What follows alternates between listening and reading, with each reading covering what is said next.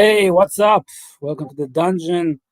It's hump day, as the Americans say, Wednesday for us Euros and Middle Easterners and etc. etc. Um, just decided to get on the dungeon, make a little show. Yesterday was my premiere on the dungeon, my first show. It was, uh, I must say, it was quite good. And now we have the sequel, and as you know, sequels tend to be, well, I mean, not generalizing, but sequels are not always the best. So let's hope we have a good show, and let's get on with it. Um, let's see who we have in the chat. P. Lucas, this back at it again. Have a good show. Thank you so much. Good to have you here. BA, have a good show. This. Thank you so much.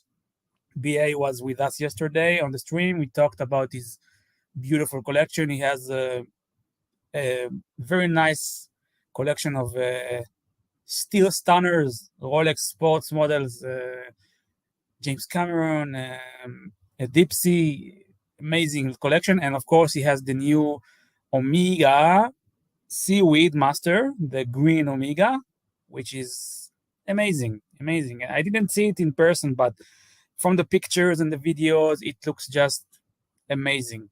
So good to have you, BA. You're welcome to hop on if you want. And we have Google X Gland. Again, I am laughing at this avatar that you're using. If you'd like to explain to us what is the story behind this avatar, why you're using it, then I would like to know. And we have Memovox. Hello, good to see you. Good to see you. Very good to see you. Turkey Vulture, great man. Good to see you. I dropped the link if anybody wants to hop on.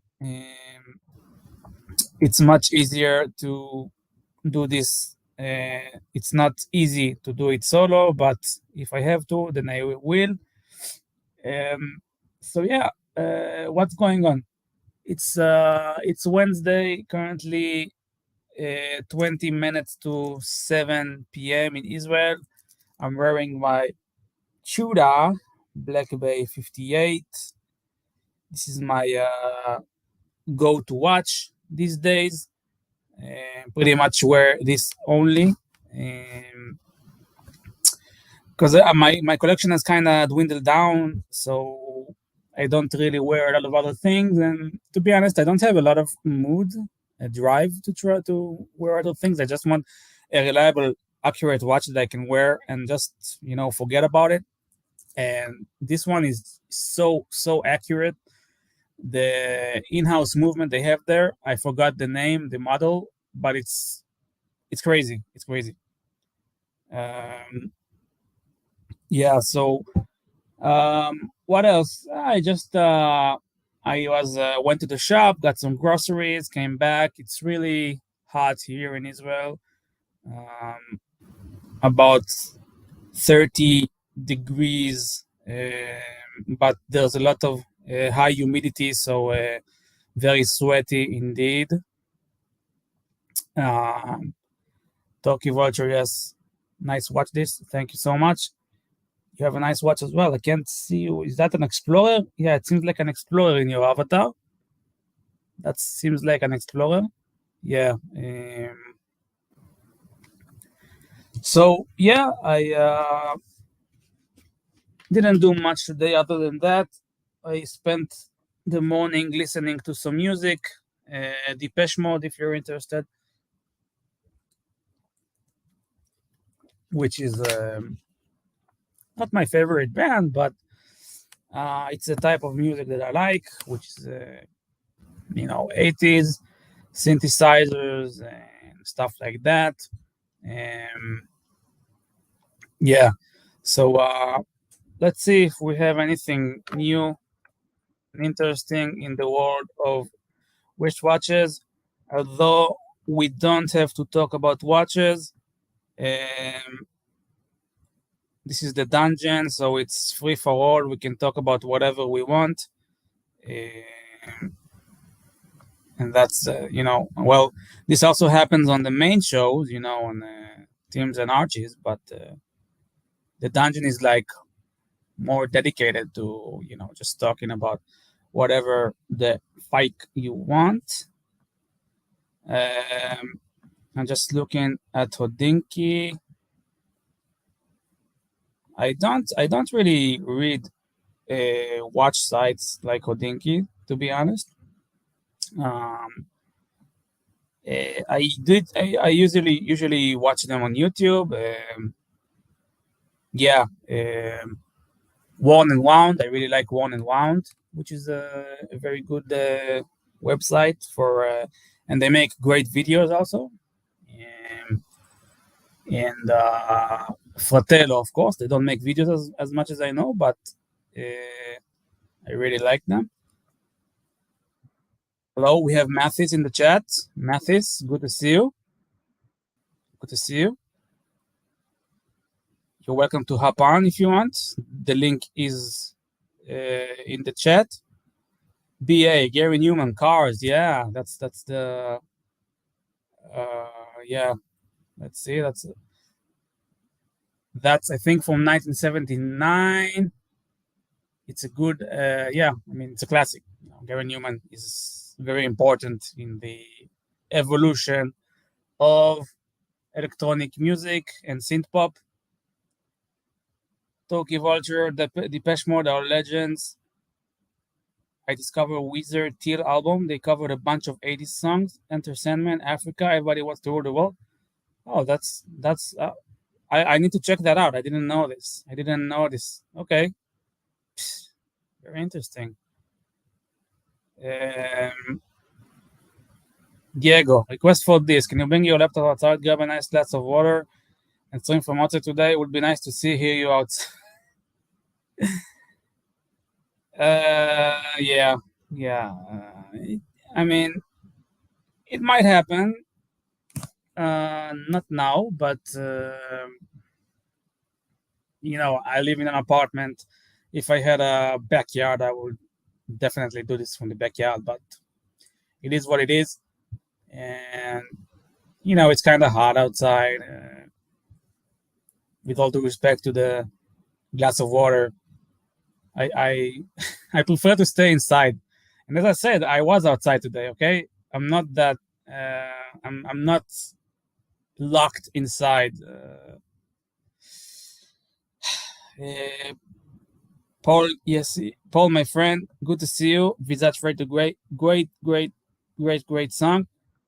Paul, if you want, you can hop on the stream. I would really appreciate your help. We can talk about music. We can talk about watches, whatever you like. Loose tooth. We have loose tooth. Respect water. Yes, water is indeed very, very important. Stay hydrated, especially in the summer. And we have Herman Ingram. Kahane was right. Well, Herman, I respect you, but I don't think he was right. I mean, just to get you in the loop, Kahane was a ultra-Orthodox right-wing rabbi who was American-based. He was based in America. I think he was born in America, but he had an Israeli citizenship. And he was he had very extreme opinions regarding what is the solution to the problem between the Israelis and the Arabs, the Jews and the Arabs. And, well, he was very right-wing, as I said. And he was murdered. He was assassinated by, I think, an Egyptian person in 1990 in New York City. And since then, his supporters, they keep saying, they spray they spray it on different places and they chant it. They say Kahane was right. In Hebrew, it's Kahana Tzadak. Now, his party in Israel was at a point in time in the 80s. It was outlawed.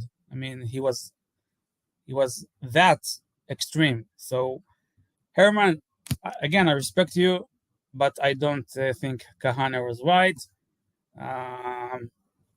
Peace and yeah, I don't think that it was right. But again, I respect your opinions and yes.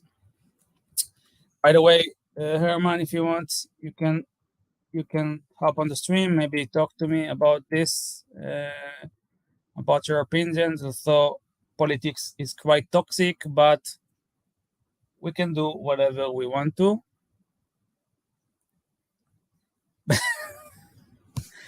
Pocahontas was a Puerto Rican with a fat ass. Yeah, Mathis. Yeah. Pocahontas. Well, I did not watch the film, but this do respect wood. I don't. Diego, I'm not sure what you mean. I'm not sure what you're referring to. If you mean, I'm not even. I don't even. I'm not even trying. I mean, if you can explain yourself, maybe you can hop on and explain yourself. Or probably you're at work right now. Loose tooth. This opinion on Menachem Begin. For those who don't know, Menachem Begin was an Israeli prime minister. He was prime minister between 1977 and 1983. Prior to that, he was a politician. He was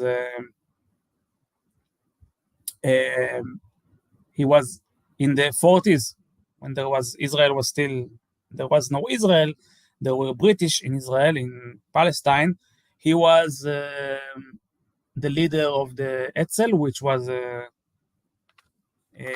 like how do you say, underground, not militant, but like a freedom movement, and yeah, he progressed in his life and he became prime minister. So my opinion on him, well, I was 6 when he passed away. And but I did learn about him and read about him, and I really respect him. I think he was a very good prime minister. He was very uniting in his approach. He was, as you know, Israel is very multicultural. We have people from Arabic countries and from Europe and all the Jews, and he was very trying to find that magical stick, the magical glue that will stick together all the different, varied parts of Israel, and he did that very well. He was a very honest prime minister. He was very humble. He used to live in a small apartment. He didn't take the royalty benefits of being a prime minister. Very, very good orator, made very good speeches. He did make a big mistake in 1982.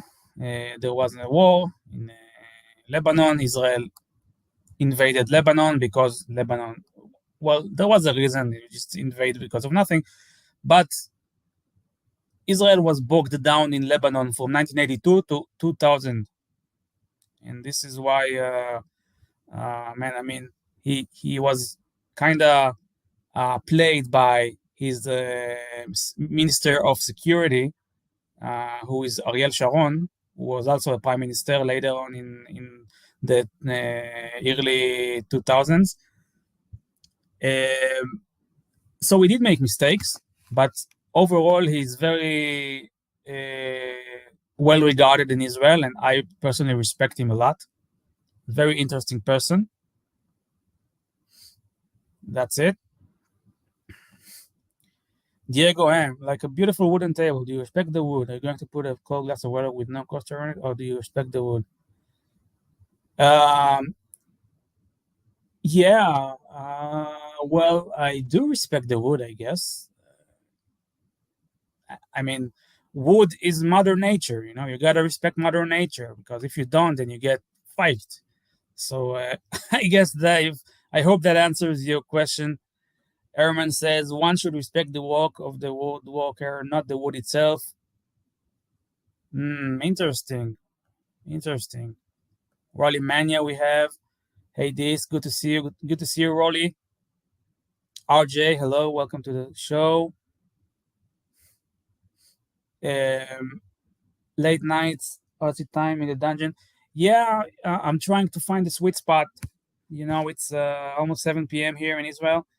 Um, and, I think it's for the Aussies. What's the time over there, RJ? If you could share, that would be cool. Um, I think most Aussies are asleep now. The Americans are waking up. I already woke up already at work or whatever. And the Euros can tune in. Rolimania, do you prefer the oyster or Jubilee bracelets? That's a good one. Um, well, my sub 16610 was an oyster, of course. I really, really like this bracelet. I think it's very comfortable, very has that unique, iconic look. But I mean, if I was, if I had to choose now, I have a 16710, a Pepsi GMT. It's on oyster as well.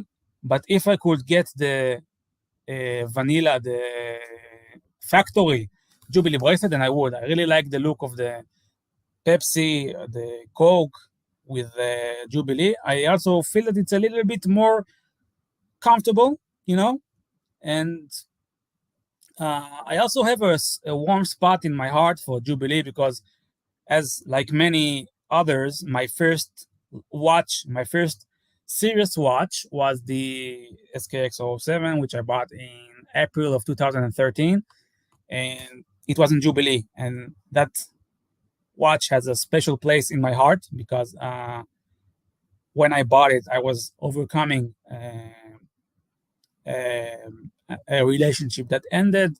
I was heartbroken, and the watch helped me, cope and overcome. As funny as it may sound, something about the robustness and I mean, something about the Seiko diver is just, it's tough. I like that. It's like you gotta go on. You gotta champion this. So yeah, so I guess Jubilee is the answer, but Oyster is great as well. Let's see. Loose Tooth. This tank listened to a really long podcast. Martin made serious about Israel Palestine, and Begin seemed really interesting. Yeah, that's nice. That's interesting. Yeah, Begin is very cool. I studied history at university, so I did have a few courses which were focused on him, in part. And yeah, it's a very, very interesting person. If you want, you can also read about Rabin and Ariel Sharon. Very interesting people as well. Shimon Peres, you probably know. Diego M. Why did I say M? Diego. Do you respect wood? Cardio enthusiasm. Okay. So that was the reference. Maybe I didn't watch the episode, but I love that show. It's really, really funny. You know which show I really like, which is underrated? It's called The Larry Sanders Show. It ran between 1992 and 1998, featuring Gary Shandling and what's his name? His name in the show was Hank Kingsley, but the names Jeffrey Tambor and Rip Torn. It was like a mockumentary of a late night show. I think it's one of the best shows I've ever seen. and you should catch up on it if you don't if you didn't. Let's see what else. Herman Ingram doesn't like Larry David. Okay, fair. That's fair. I mean, I can get that. I like his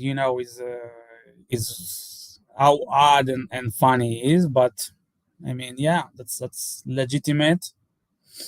RJ says almost 2 a.m., but it's prime time for Europe, Africa, US, so a good time to be online. Ah, cool, man. Cool. Yeah, 2 a.m. Um, when are you going to sleep, man? And we have the Chili Badger. Good to see you here, my friend. Me, it's sunny. I have beer and seaweed master. Yeah, how do you enjoy the seaweed master, man? I mean, it's, again, I'm seeing pictures and videos, and I'm drooling over it. It looks like it pops. The dial pops in the sun like nothing else. Really, really impressive watch. Really like it. Bang on. This. Hey, good to see you. This. Do you like the new ranking?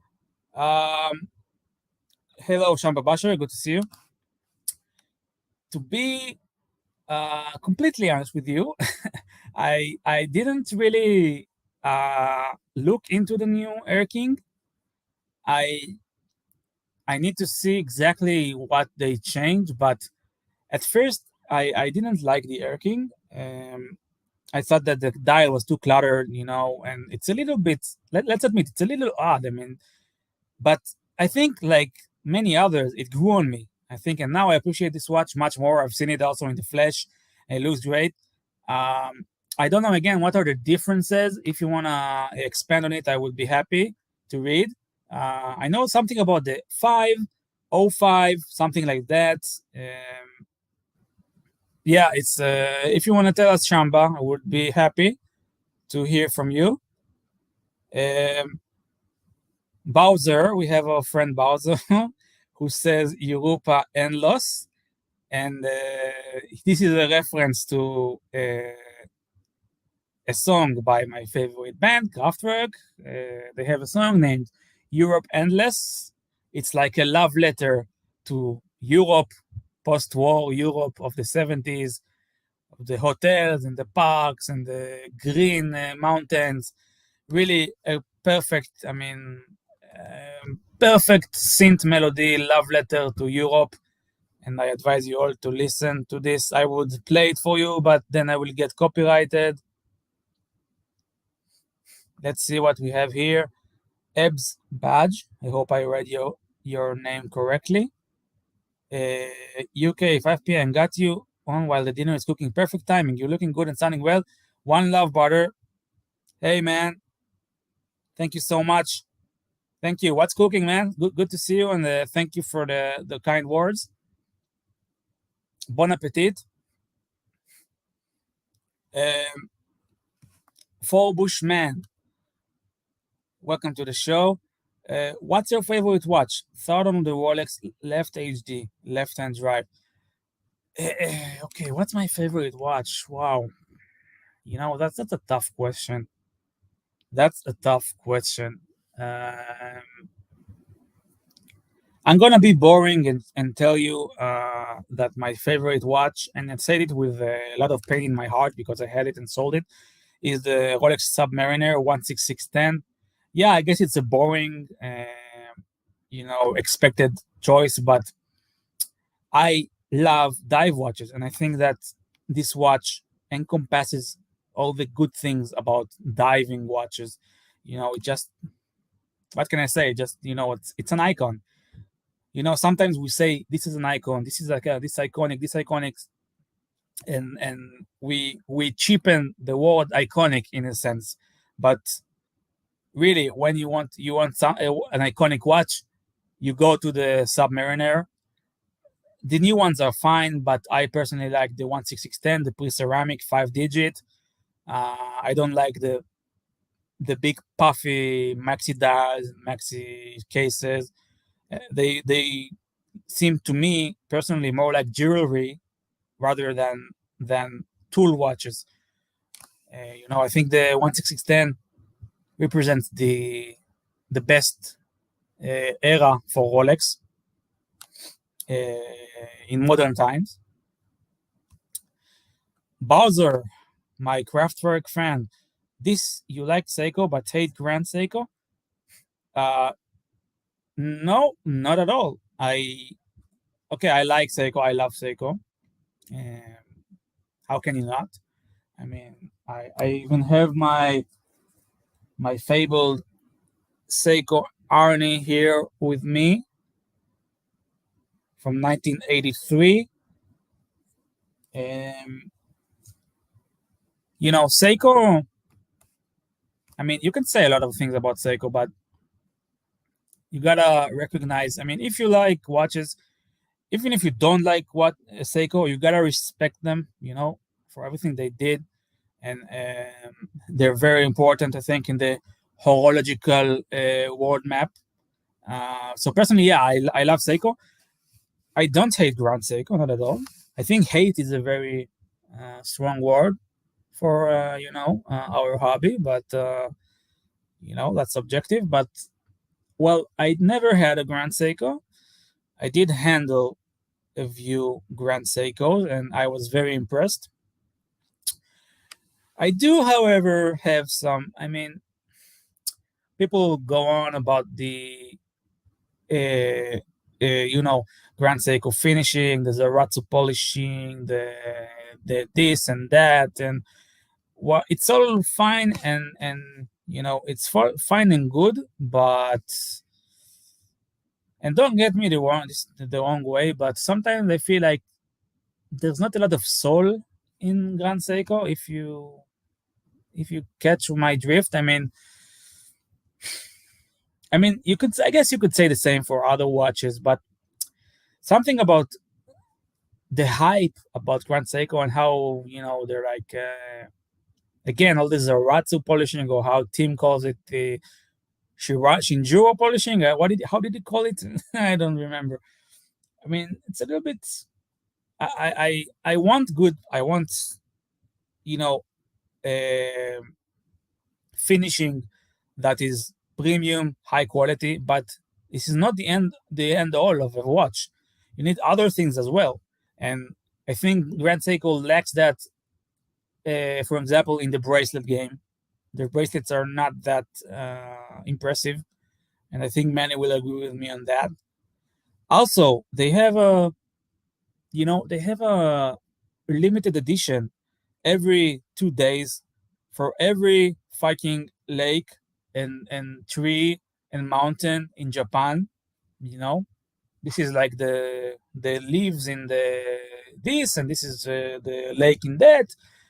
I mean, I don't know. It feels too much to me, but I don't know. I don't know. I guess it works for them because they keep doing it. But yeah, I don't hate them, not at all. Yeah, we have a super chat. The Chili Badger, thank you so much. £2. Sorry, not rich, but rich in thanks for this. Man, thank you so much. Thank you so much, man. Really, I don't have. I'm speechless. Thank you, man. We have GD here, the man, the myth, the legend. This or is this. Good to see you. Thank you for your kind words. Shamba Basher about the Air King. I'm just thinking with the new improvement, it's one of the most affordable Rolexes. Well, I don't know how much it costs. But yeah, I mean, yeah, it's definitely one. I mean, it's the odd one out in the Rolex catalog, but I think people are growing up and warming up to it. And we also have Air King Ben, who is a unofficial presenter of this watch, which also makes me appreciate it more. We have Bang On, thanks this. We have an Indian Seiko dial, amazing 40 pounds. That's interesting. That's interesting. Why did you show it to us? We would love to see it. We have the BC, this, good to see you. Saad Gandapur, our friend. Hey, Saad, how are you? Good to see you. You are welcome to join and talk if you want. Um Chili Badger, you're a very honorable man.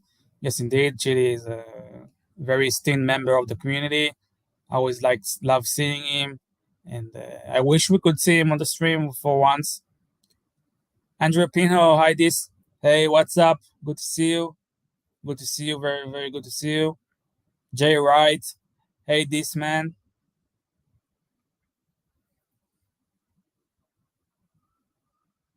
Bowser, this if you had to go back into war, what would you bring?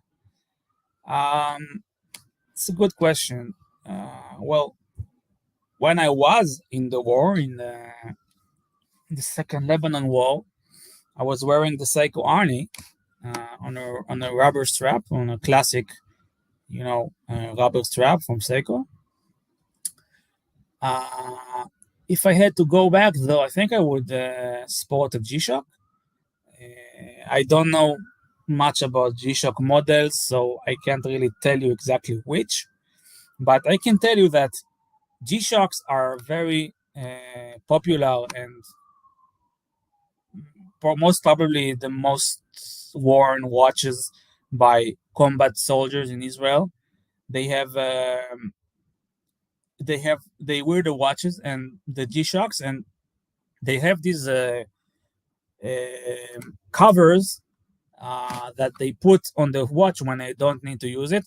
So the watch doesn't, the crystal doesn't, the glass doesn't flash, sorry, in the night. So it's uh, it's a really, it's a watch fit for war. People, people. It's not a cliche. It's really, it can go through everything. Jay Wright says Mad Masters are great watches. Yeah, I know that Mad Masters exist. I know also about the Frogman, which I like. But I think basically any G-Shock cuts the job. I mean, they're all very um, how do you say? They're built for war. I mean, I think that would be a good choice for war. Saad said quartz for war. Yeah, I tend to agree. Quartz for war. But hopefully there will be no wars because we are sick of wars. We want peace, peace in the Middle East, and peace all around the world, in Ukraine.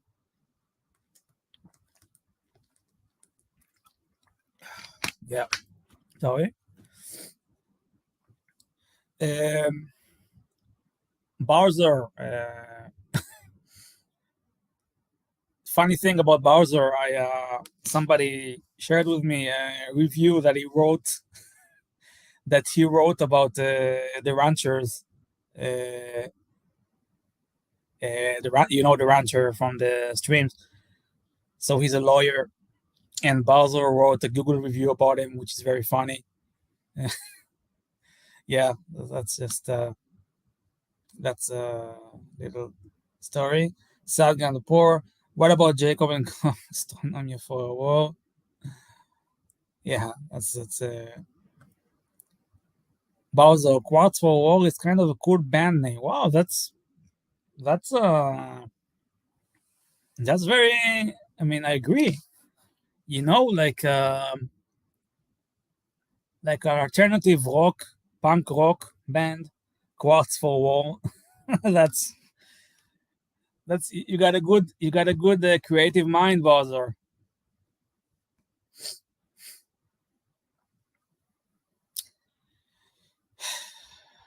Mobster, this is the man. Thank you, Mobster. Good to see you. That's a nice avatar there. I believe that's the Pontiff's derriere. That's that's interesting. Yeah. Um, what else? What else, guys? What are you wearing? What are you doing? Uh, Again, if anybody wants to hop on, I'm posting the link. Posting the link. The link is up. Bowser, damn, I knew there was a dossier on me. Well, Bowser, Bowser is a long-time member of the community. So, I remember him from last year on the Archie streams. Good times. Good times.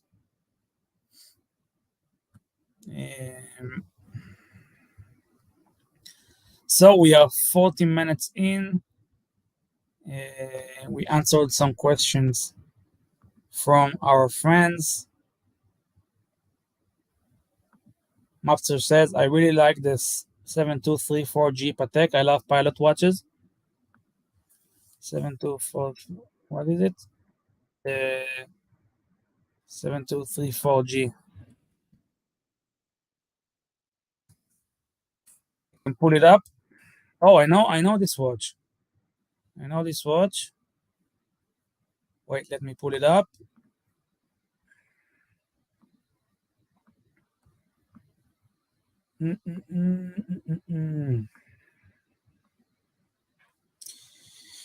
Yep. It's really reminds me of that Zenith, you know. I think I don't like the GMT hand. I think it's too much of a chunker, to be honest. But I mean, I can appreciate it. I just, when I think of Patek Philippe, I don't think about this watch.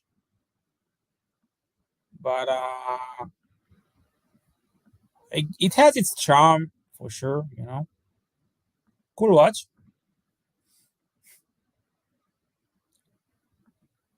The Chili Badger. I agree. Quads for all. Brilliant. My 5 was a real wheel run one. Crispy ambulance. That's a good one. Frank Cannon. Hey, good to see you. How many watches do you have this? That's a good question. I have around, let's see, we have 3. I think around 15, 14, 13, something like that. I used to have much, much more. I sold most of them.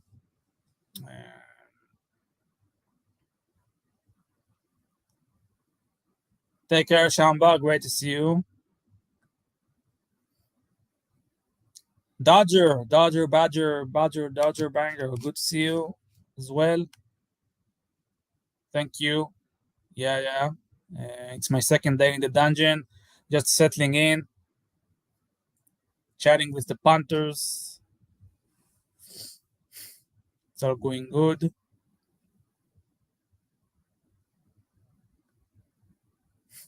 Sam says Bowser is very, very senior. He has been member everywhere. Yeah, that makes sense. Yeah, I remember him. Great top bloke, as they say.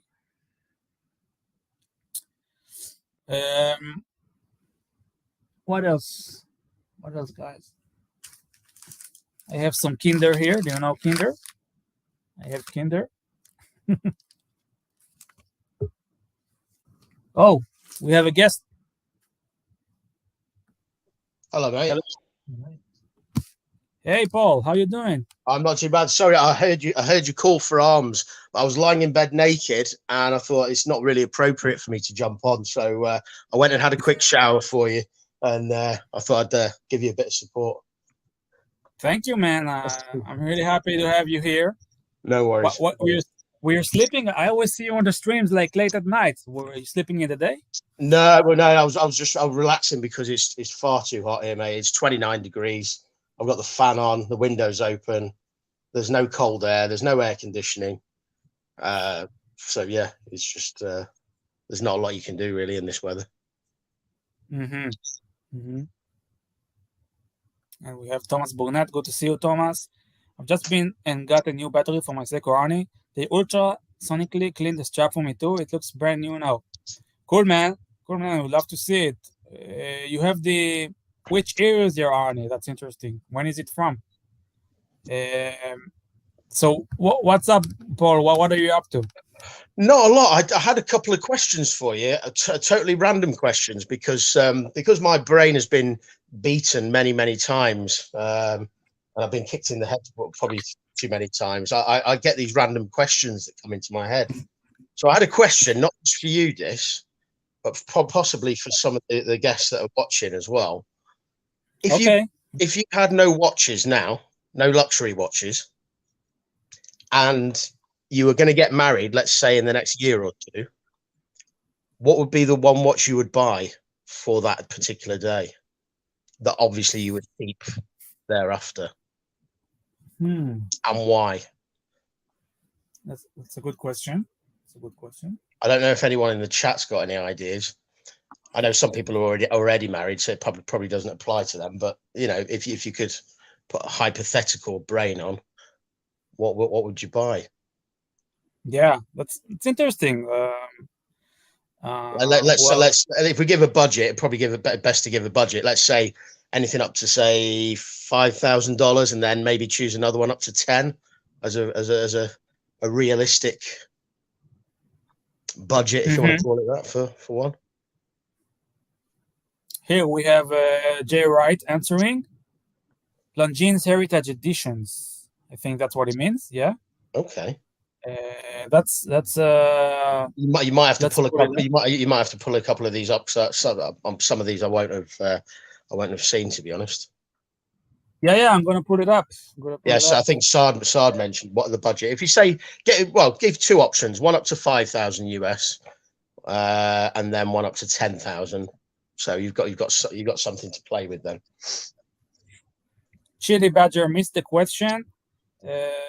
You want to repeat it, or you want me to? Yeah, you go for it. Or I can do it. It's up to you.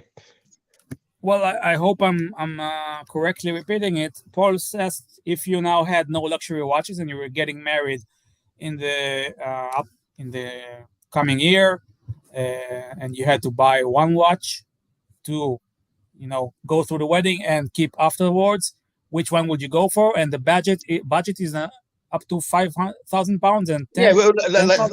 Yeah, let's give two scenarios. So one scenario is you've only got say $5,000 maximum to play with, so anything up to 5,000, and then let's give some more variety. So up to 10,000, let's say.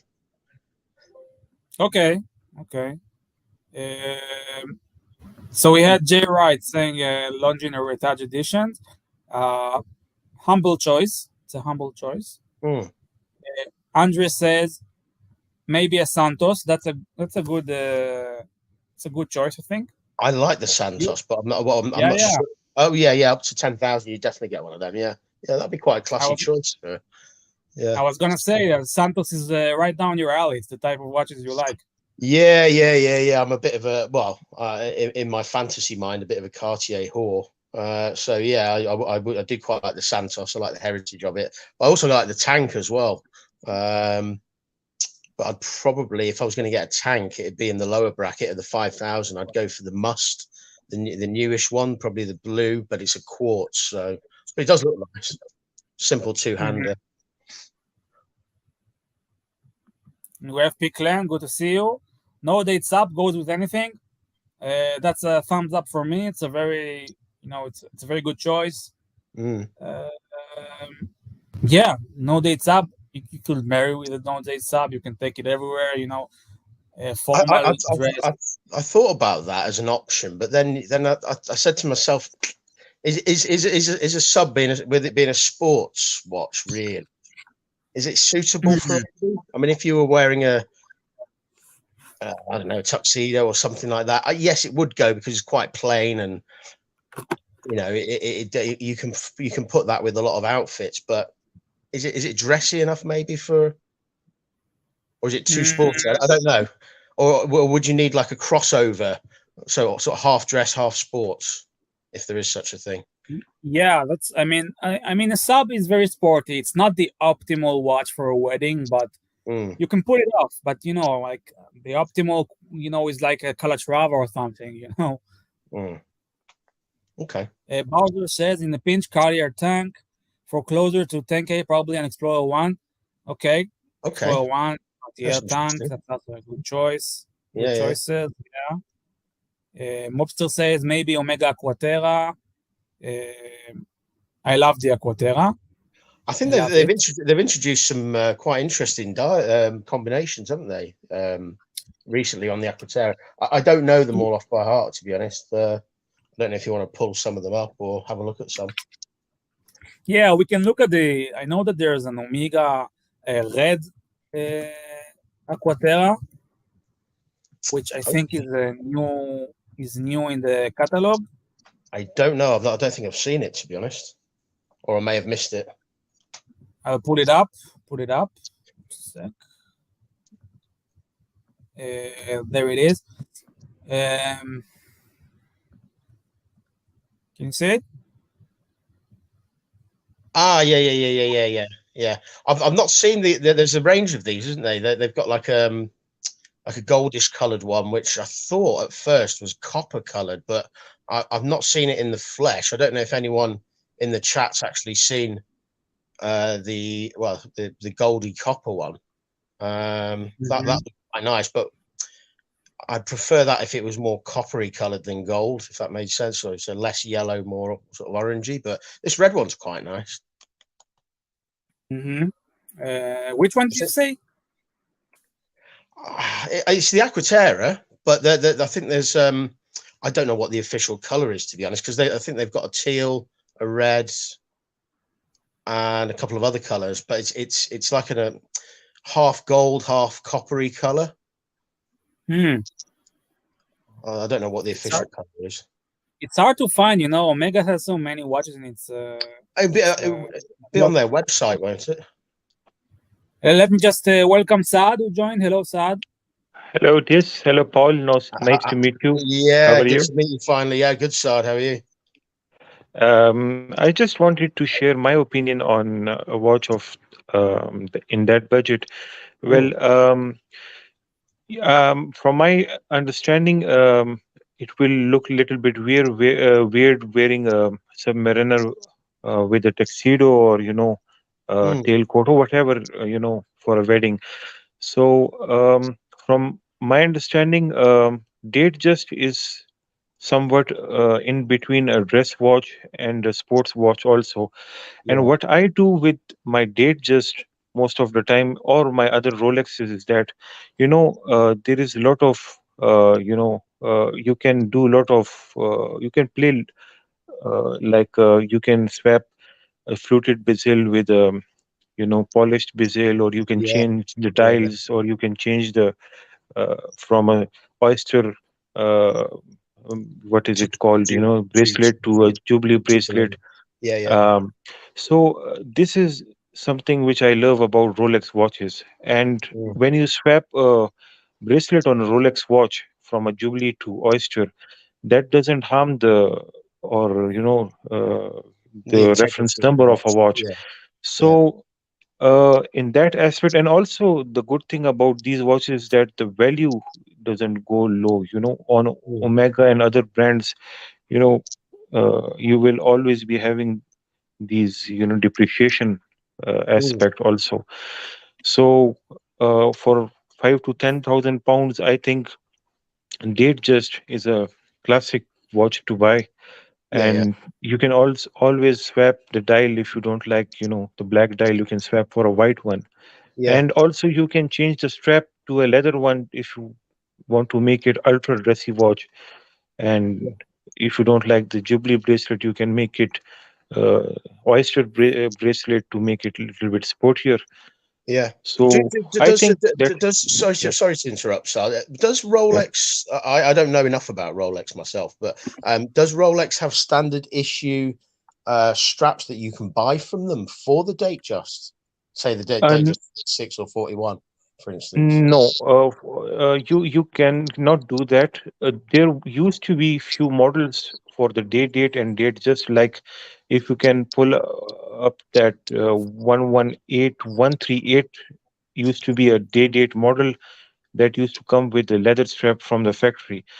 And similar with the date, just that used to come with a leather strap out of factory. So they will never give you a leather strap for the date just which did not come with a leather strap from the factory.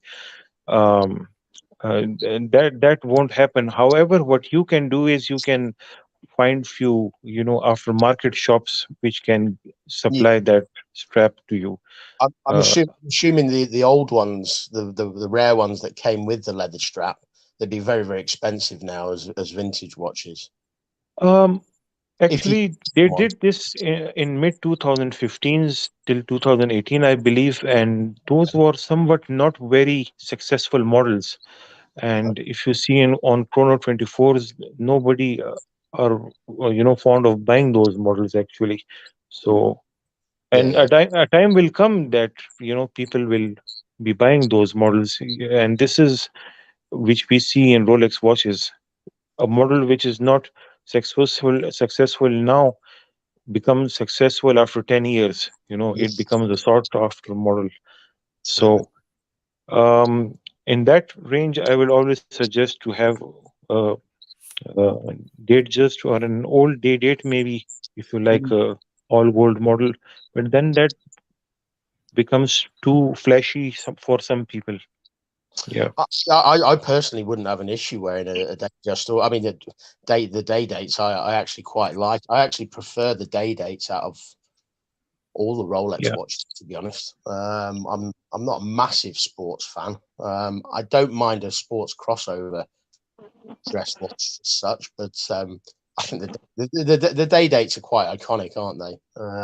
Yeah, those are considered to be the flagship models of Rolex. No Yeah, matter how expensive a Daytona gets, the date is considered to be the flagship model. oh yeah, So it yeah. has its place in Rolex lineup.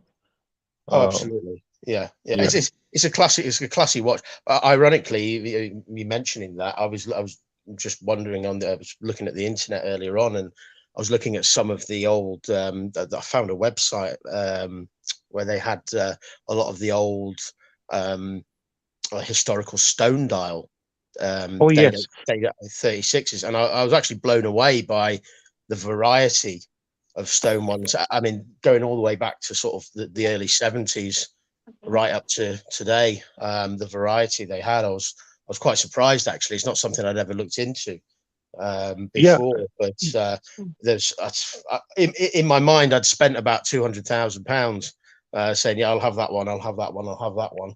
Uh, yeah. For a but there's some really submariner, nice ones. there is a limit. For a date.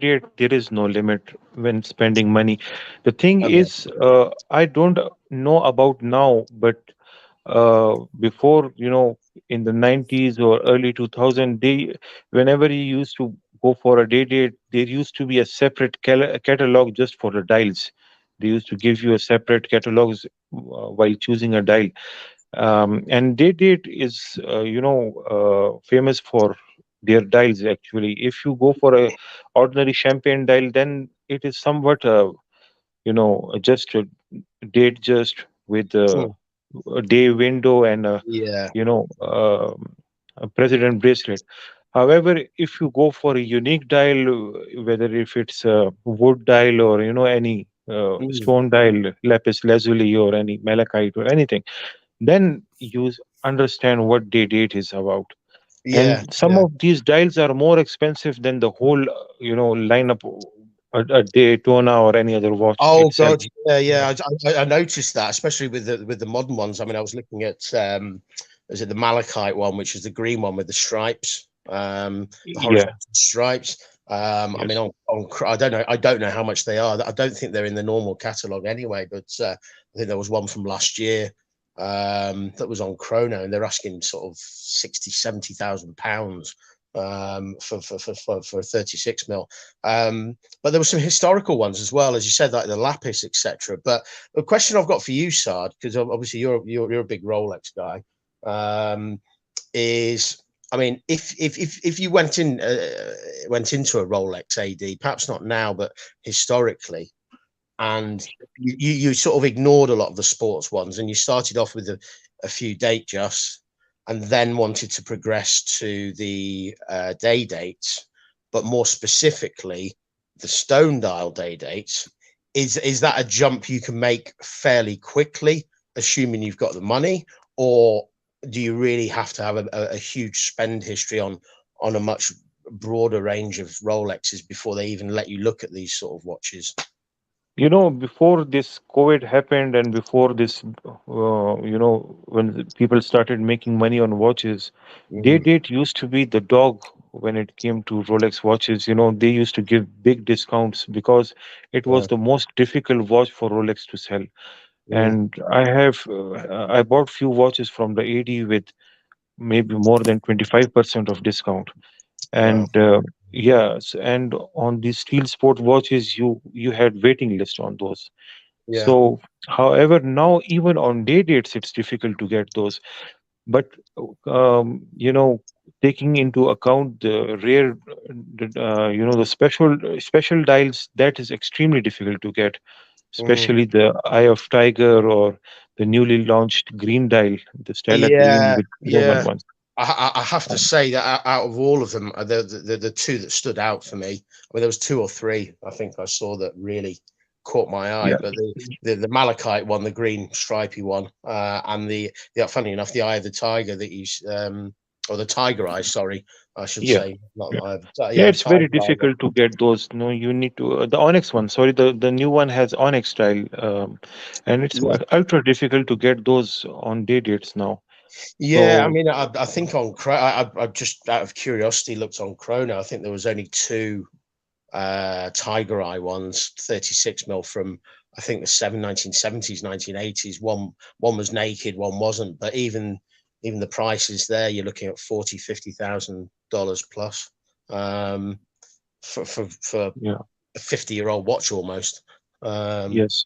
And I will never recommend you buying a 5-digit reference day date or date just because, especially with the all gold version of Rolex watches, 6-digit reference is highly recommended.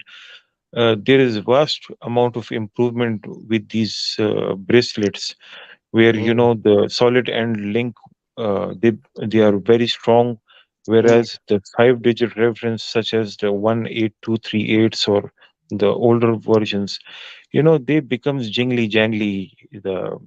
You see them, they bend very quickly, they don't have much life, you know yeah, I mean, so I was thinking about that. I know a lot of, yeah. I mean, sort of watching a lot of these streams and whatnot, that a lot of the vintage guys say, well, it's best to have these watches in original condition and all the rest of it. But I always think, and I know this from sort of buying and selling a few antiques, that, you know, with antiques, at some point, sometimes you have to restore them because otherwise they will just literally fall apart.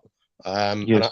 and I think a watch is the same in some respects. I mean, it's all very well having a watch that's 50 years old that you want with original scratches and original bracelet condition and all the rest of it. But at the end of the day, you can't wear the bloody thing on a day-to-day basis because 6 months later it will disintegrate into nothing. With Um, the gold watches, from my experience, you can restore it because what happens is there are pins in these bracelets which after time, with vibration and grime, what happens is they act as sandpaper, mm, and when they touch each other, the gold, there is a gap forms between the sleeves and the pins, which yeah, is in between these bracelets, right?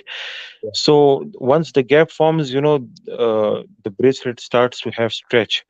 uh, mm, if you give it to a good restorer, he can make it, he can restore it in such a way that no not an ordinary person won't be able to detect, because gold, 18 karat gold, they will use an 18 karat gold pen, it won't be able to detect, nobody will be able to yeah, detect. But the thing is, with the no, with the modern bracelets, what they have done is they have used ceramic sleeves inside.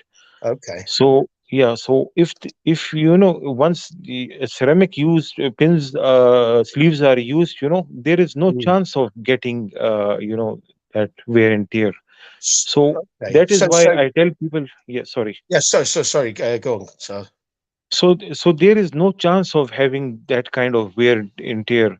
So that is why, I always tell people, if you have the budget, try to get the latest model you can, because there are minor, advancements which makes the watch, much more durable yeah. for many many years. Yeah. So historically, then, where there's probably not an exact year that it happened, but from a bracelet point of view, with let's say the day date, is there a period in time where it significantly improved from, let's say, the 70s or 80s, or are we talking sort of post 2000, 2010, Yeah. or earlier than that? I don't know. Your first step should be to get a day date from year 2000, where the reference number was a six-digit reference number, Okay. starting from 11 series, Yeah, yeah. like 118238, something like that. So that means it is a solid end link. Hmm. And if you want to get even a better watch, I'm talking about a 36 millimeter watch here now. Yeah, yeah, yeah. If you Sure. want to go for the 40 millimeter, that by standard has um, ceramic sleeves inside. So Hmm. that started from 2015 onwards. So you're safe there. Whatever Yeah, model you buy, that will be having a ceramic sleeve inside. So you won't be having any kind of stretch there, unless mm, the owner of that watch is, ultra careless about his watches. yeah, So, yeah. however, the platinum watches after 2000, they used to have sleeves right from year 2000. So, if you have a 118206, which is a reference number for platinum day date, Mm, again, this is a 36 millimeter reference. It will be having a ceramic sleeve inside. okay. So, and Yeah, that they did because ceramic, these platinum links are very heavy. So that yeah, is why yeah, they had to do this ceramic sleeves inside, so that there is no wear and tear going on. yeah. And I suppose. So my recommendation will be go for a digit reference number. It will start from around $20,000, depending upon dial. Mm, yeah, I'm talking about US dollars. Um, and if you are going for a 40 millimeter dial, which is a 40 millimeter watch, which is more trendy these days, then that started from 2015 onwards. yeah, Yeah. yeah. Okay. I mean, Thank you for I the sorry, go on. advice. Thank you. Yeah, Yeah, we have to get on with I'm the guessing. chat. Sorry, go on. Sorry. No, no, no. Go on. Just we have to get on with the chat. We have lots of feedback on Yeah. our question. Oh, right. Well, we'll do some questions first. No, So, and I've just got one lots of one questions. other thing I would like to clarify is that they used to have two kinds of rose gold versions. One was uh, they used to call it rose gold or pink gold, and then they changed the terminology to ever rose, which Mm, they still use. And I think that pink gold or rose gold was discontinued from 2005 onwards, because that had some kind of flaw. Because when you had some kind of you had some touch it with sulfur or something, they mm, had some kind of discoloration or something. So they yeah. had to change the formulation. They had to remove the silver and change the silver to platinum.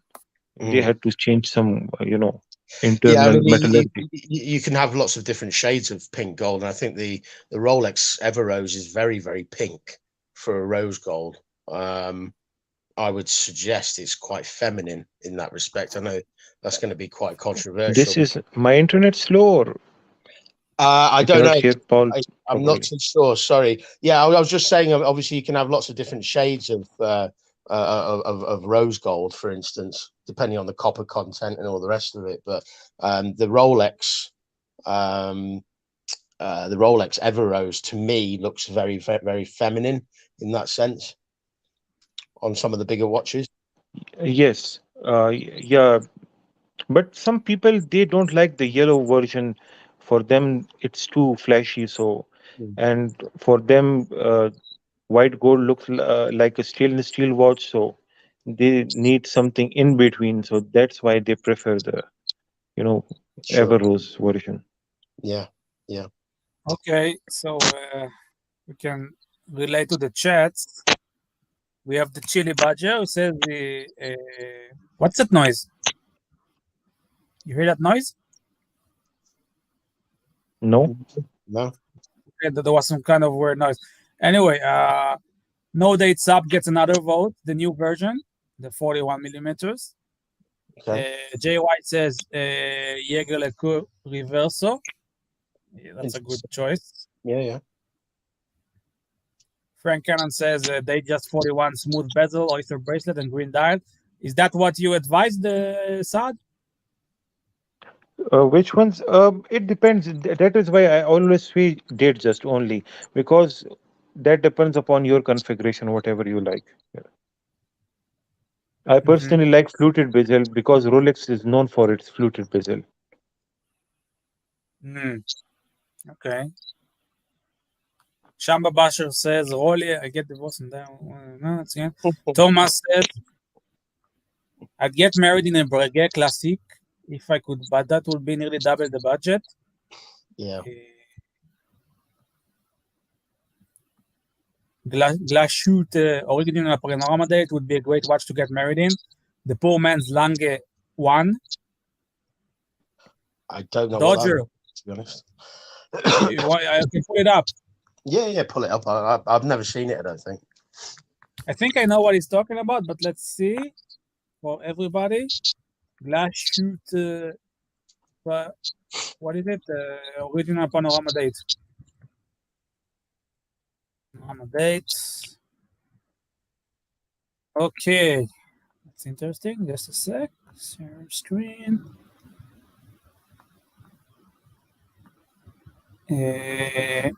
Yeah. So I don't know exactly which one he's referring to. This is a nice watch.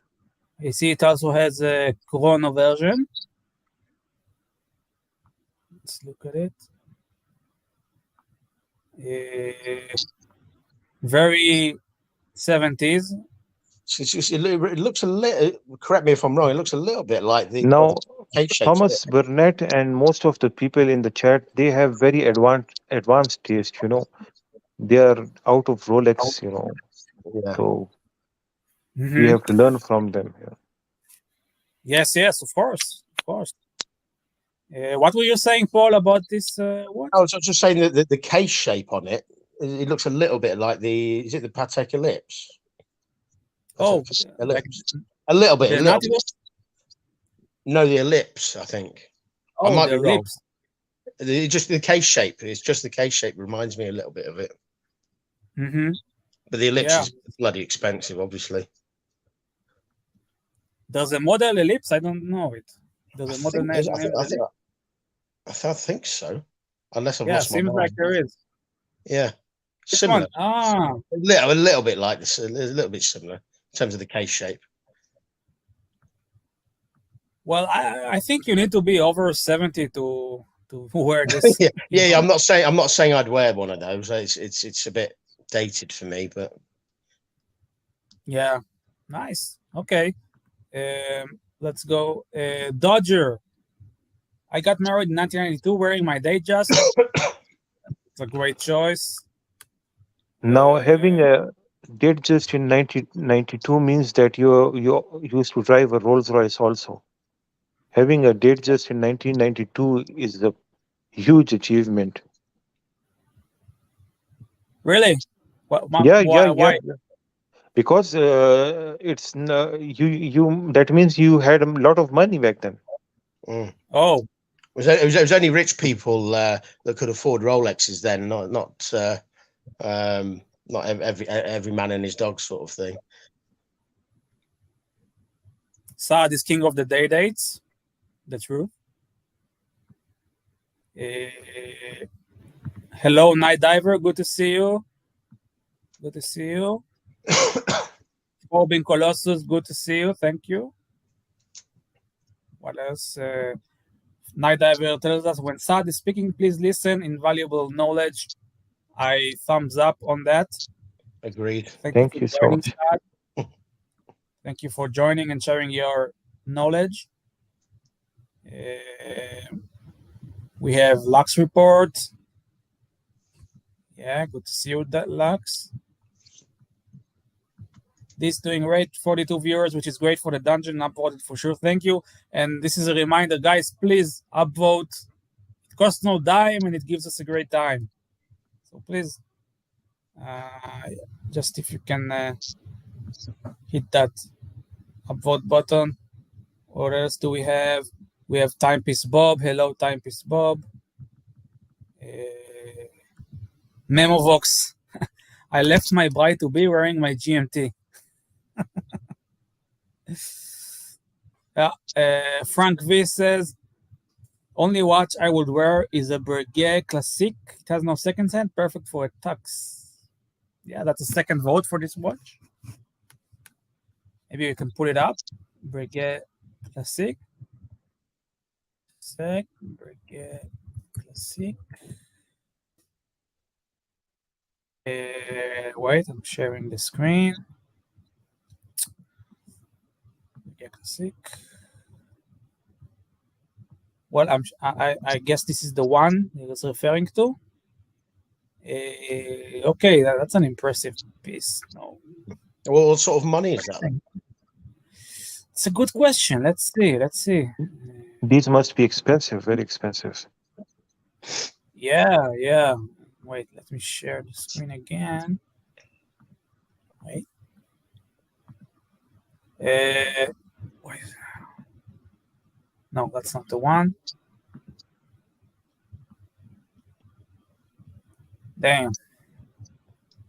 Let's see the price. If it mentions the price, if anyone can tell us. Okay, 42,000 euro. Oh, Yeah. Yeah. Well, I won't be Yeah. getting married in that anytime soon, anyway. I mean, this is for rich people, you know. This is Yeah. I mean, We need some suggestions for your everyday man on the street. You know, 5 to 10,000 range, maybe. You know, which is more perhaps realistic for the average person. Yeah. I mean, 40,000 is, you know, your top 0.5% of the population of the world, really. You know, to spend on a watch. hello, Mrs. Dodger. hello, Mrs. Dodger. Dirk Dickler. Oh, Dirk Diggler, the king. Yeah, Dirk, good to see you. Mark the Shark. Yo, dudes, Mike the Snake told me he has decided to sell all of his watches to buy shop equipment. The box making business is full stream.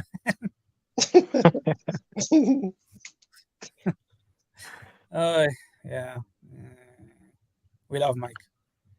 Look up Breguet 7147. Okay. Breguet 717. Have you resigned yet, Saad, from being the regional manager of the Asia Pacific Watchbox Corporation?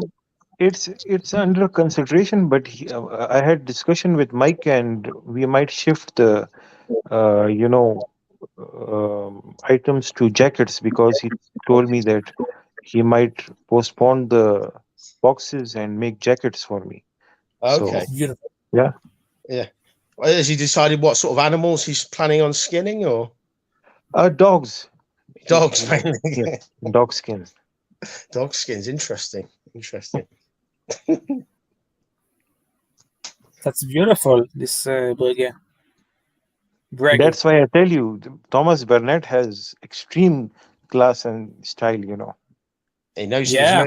he knows his watches inside out. That's for sure. I think he hosts the Escapement show, Okay. which is very knowledgeable folks go there. So yeah, it's beautiful. Yeah, let's see how much does it cost. Interesting. Let's see the price.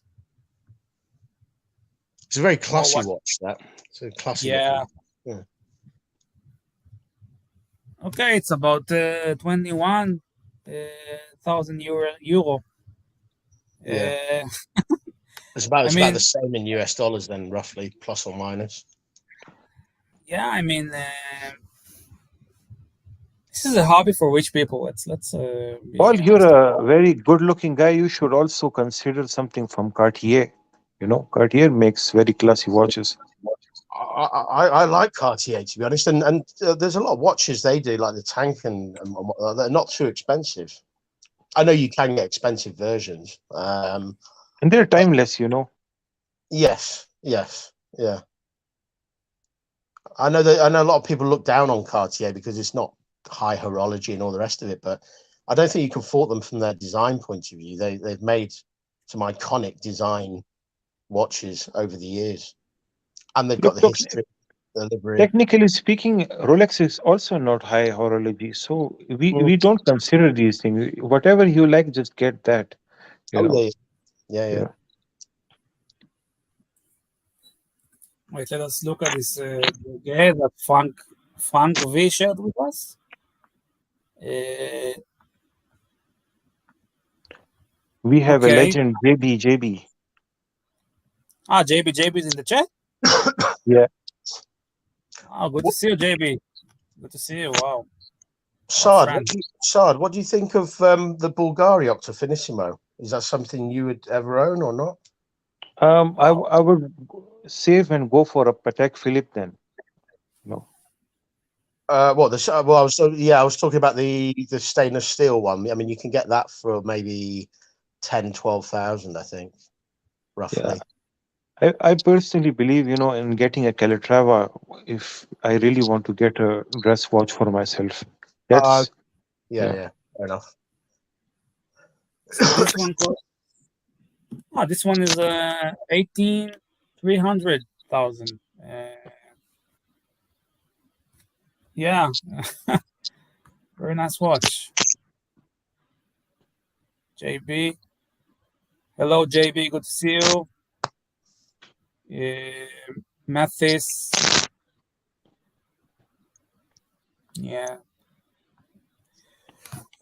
Paul, may I ask what are you?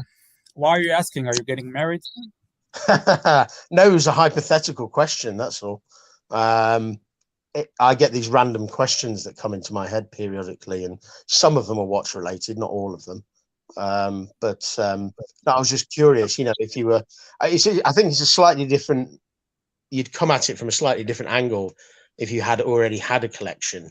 So if you've already got a few sports pieces in your collection and maybe one or two dress pieces, your view may be slightly different, sort of thing. And Mm, obviously, if your budget was 20,000, 30,000, 40,000, then you've got a huge range to go at in terms of your choice. mhm, But I was just curious. I was playing a bit of devil's advocate in terms of what people may go for as what effectively would be a starter luxury watch, but for a dressy occasion, if that made sense. mhm. You know, Yeah. Paul, what's the most difficult thing to manage in life? Go It's on. when, you know, when you have to ship you when you have committed some merchandise to your customers and there is a delay in between. You see, you know, Mathis, Saad, where the fike is my box, pen and jacket. Well, I'll be honest with you, Sard. I was really worried for you after I was the chained. I was chained for a week. yeah. I mean, I thought you were hiding away in the mountains or something like that. You Yeah, know. yeah, I was. Yeah, You know, the- I had some huge problems. yeah, I was, yeah. yeah. I will Do you have a share question? some detail in the private chat afterwards. Do you have a question for Never Tin sell, Man? Which one? never sell Huh? boxes to bad people. This is my, you know, humble Yeah. suggestion too. Don't take deposits off dangerous men. Yeah, you know, I got greedy actually. You know, these bad people, you know, they give you money very quickly. Actually, they have tons Yeah, of it. yeah, So yeah. I took advance from them, and it was a bad move. Well, you know what these suppliers are like. They promise the earth and deliver very little sometimes. Yeah.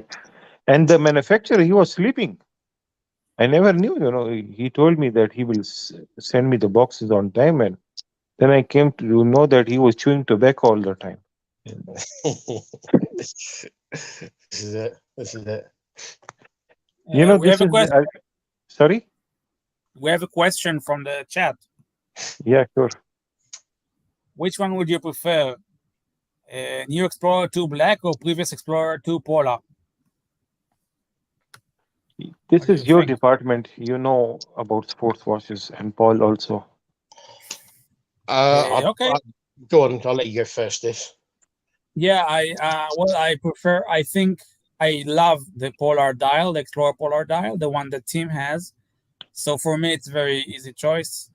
But you need to check to see what are the improvements in the new Explorer 2 Black. Maybe, it's a deal breaker, so you get the new one with the black. But personally, I think the Polar is very unique. That's my choice. Go ahead, Paul. Yeah, I mean, for me, it's splitting hairs a little bit. I think they're both on the same sort of level. If I had to pay money and put my own money down for one, excuse me, I think the black one would probably be. I think the black with because it's got an orange GMT hand. Is that right? Sorry, Am I again? right? Is it the black? Well, they both got the orange GMT hand, haven't they?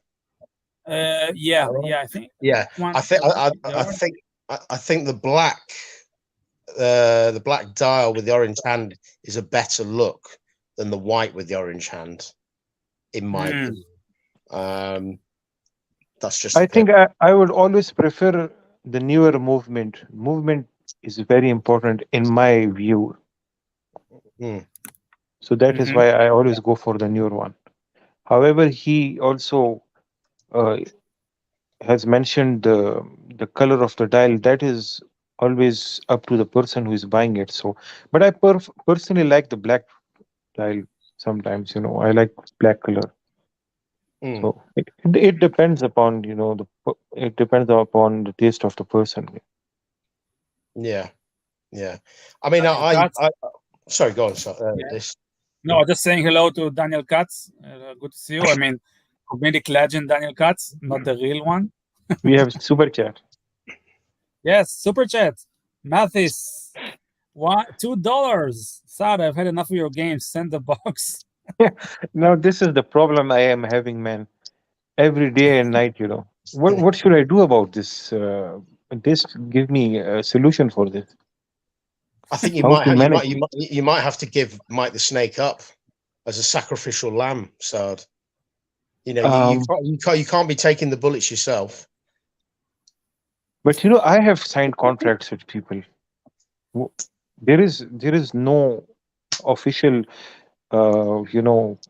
agreement between these guys and Mike the Snake. I am directly involved with these guys. Like Yeah. Mathis, he's directly referring me. I am directly involved with Mathis, not Mike. So you tell me now what to do. Now this guy is going to. I don't know what's his next move. Well, this is a tricky one, mate. Now look at his teeth. He's quite angry. Yeah. Well, there's thousands of customers that are baying at this minute in time. They put their money down and they've got no results. Yeah. You do you have any suggestion how to counter this issue? I don't, to be honest, mate. To travel to California and get this sorted face to face with Mike. Man, this is international global issue. It's not just with one guy. And Mike is not actually serious at all, man. Well, I think your only solution, Sard, is to contact a debt collection agency in California, have a charge on his Ducati, and use that to repay all the debts. There is a $500,000 bill that he has to pay. Oof. Blimey, yeah, the Sad, Ducati's not going to cover that. Lustus, Lustus has a question for you. I'm looking Sir, for I'm looking distribution partner. Yeah, let me read it. I'm looking Namibia, for a Africa. distribution Oh partner man. in Namibia, Africa, for Mike the Snake dogskin leather motorcycle jacket bedazzled with marbles.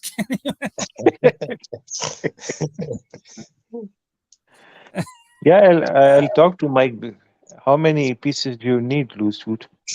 Uh, if it's more than 500, then I can send a container to you in Africa. Just send me the design. What kind of design do you like? Have we established whether this hunting cat is alive or dead yet? Which his what, dog or cat? No, the OG hunting cat, the hunting cat. Is it something from the past, or is it still alive? That might be worth a bit of money. If, We if need it's to dead, check. if it's dead, we can taxidermy it anyway. So someone will have it as an ornament in their house. Yeah. Mark the Shark says Mike the Snake will not be using German Shepherd skins. He says they grab the pavement in the event of an accident. Pitbull skins don't. That's Mike has moved into other products. He has made an executive decision to expand the product line. Now, Memo Vox has a very important comment. Rumor has This it Mike is buying a 70 feet yacht. Now, I have heard this before also, that he has bought a Ducati on my money, and other stuff also. So he is selling these boxes directly to the customers, one. even though I have committed to them. He is holding. He may have an Amazon account, an eBay account, selling them as well. He has changed the strategy, I believe. Even though I did all the advertisements, all the expenditure, I did that. But Yeah, he used me, he abused me, and now he is selling it he took directly. you took the bullet for him, Sard. Yeah, and if I am no more available on the streams, then guys should understand where Super I am. chat. Okay. JB, €5. I heard Mike the Snake is not even American. He is Romanian national that is wanted by Interpol for smuggling wild hunting cats.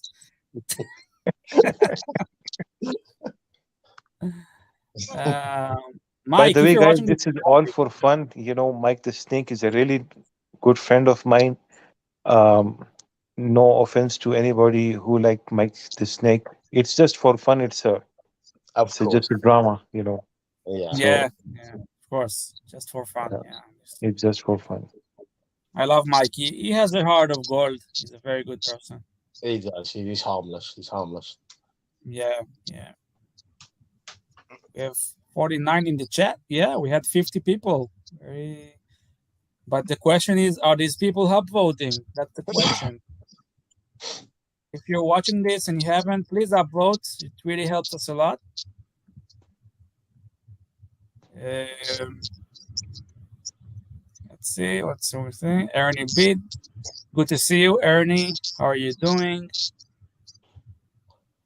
I was playing catch up on. I didn't actually catch Archie's stream last night because I was asleep, and I watched a bit of it earlier on today. And I was just wondering if anyone had timed the very last story that Mike the Snake gave on the stream, because I'm sure it was over an hour long. They were talking Mike about. Mike the Go Snake ahead. is a very knowledgeable guy. Actually, he has a lot of Yeah. experiences on cars, and he's technically very intelligent. If you listen to him, if you ask him any question about, in technical aspect about, cars or any machinery or anything, he's actually a very knowledgeable guy. He's built many CNC machines, though, hasn't he? in the He has past. actually worked on CNC machines, and I love him for being a very technical guy. He's yeah, I mean he's well, he's not just worked on them. I think he well, legend has it he built his own ones as well. He's almost like the Philip Dufour or Kari Voutilainen of the CNC world, you know. And Paul, He- I genuinely respect him because he's a very brave guy. He has come back from many disasters. He has had his house on fire, and he came back from that disaster. And he said that he used to use some kind of drugs or anything. I don't know exactly, but he came back from that also. And I really appreciate him and people like him. You know, he has yeah. again, he lost his watch collection in that fire, and now he has again made a very beautiful collection. So I genuinely respect and love him, to be Oh, of honest. course, of course. I Yeah. just want to say hello to Untimely Meditation, who is also known as Lord Hellespont V, a good friend. And I'm dropping the link to his YouTube channel. Please subscribe. He makes great content, really. His knowledge is infinite, and he presents it very well. And he also has live streams and interviews. He had a very interesting interview with Eric Wind, which is a vintage watch expert who also works with Odinky. Very, very good stuff. So, guys, subscribe and support Lord. Great to see you, my friend. Lord, I would say some things about Lord. It's not just that he knows about watches, he knows a lot about fashion also. If you ask him about shoes, jackets, shirts, man, he is an institution. You should ask him about anything, from Mm. several row suits or anything. He is Yeah, amazing guy. sometimes he dresses very well for the streams. He's like, you see that the guy he knows his fashion. Yeah, good Yes. observation.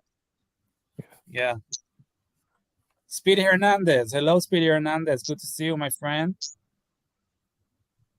We have a nice, very, very nice set of guests here. Um, what else do we have more jokes about Mike? Uh, Just very quickly, Saad. Just going back to obviously the day dates. I know you're a big collector of them and whatnot. I mean, from your point of view, where do you see your collection sort of moving towards over the next sort of 3 to 5 years, for instance, or are you content with what you've got? Yes. Yeah. I mean, my further acquisition in future.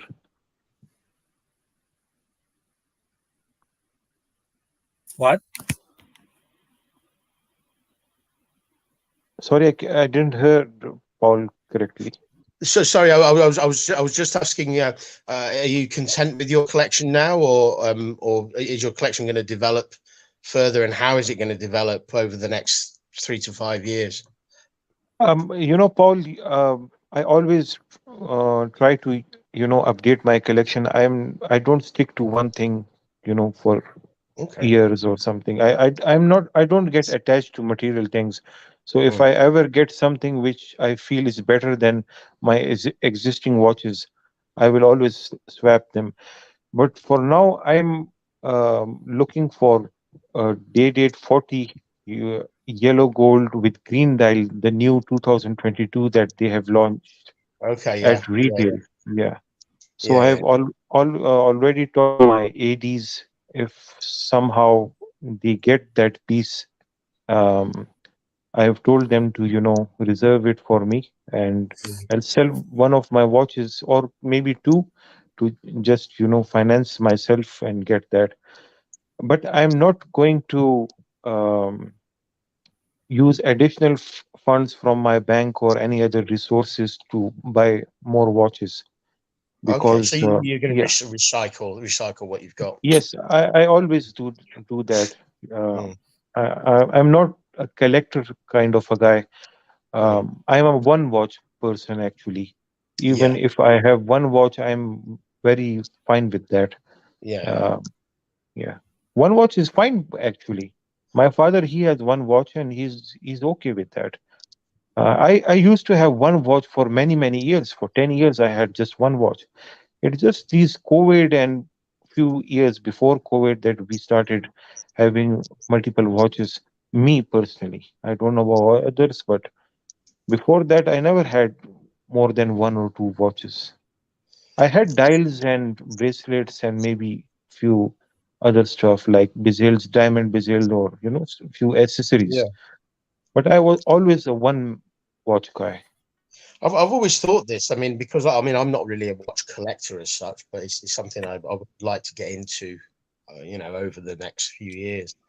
And obviously, yeah, you look at people and they've got some people have got quite diverse collections, some Holy Trinity stuff as well. And you sort of ask yourself, well, yes, the Holy Trinity type watches are the pinnacle, if you want to call them that.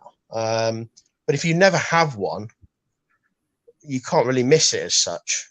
You might lust for one or a particular piece in the Holy Trinity, but if you go your whole life without actually owning one, does it really matter? I mean, if you're content with something a bit below that, whether it's a Rolex, an Omega, or whatever brand, then as long as you're happy with it, that should be sufficient, no? Paul, I have trained myself in such a way that even if I have no Rolex at all, I'm still happy. If I Yeah. have 10 houses or if I have one house, it does not make me, my, my, it doesn't change my It's not. personality or, Yeah, yeah, and that's the right mentality to have, because if you're looking for happiness in material goods, there's something seriously yeah. not right I within yourself. used to be You're not like that. happiness. Yeah. I used to be like that. I used to be really materialistic before. When I Mm, was immature, I would say I was in my teenage. I used to look at cars and watches and suits and pens and stuff. I used to be a Mont Blanc collector, Mont Blanc, which is its proper pronunciation. I still have more than 50 pens still.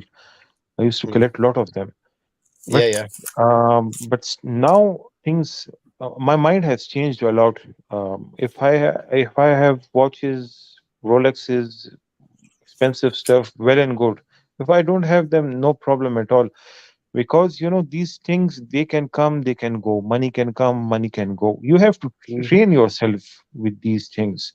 Oh, yeah, yeah. Otherwise, what happens is that you lost confidence in yourself. A day comes when you become so attached with these things that, for instance, you get attached with a Rolex watch, you wear it all the time, and when you forget that watch at home, you feel that you are not wearing that watch and you feel less confident with that.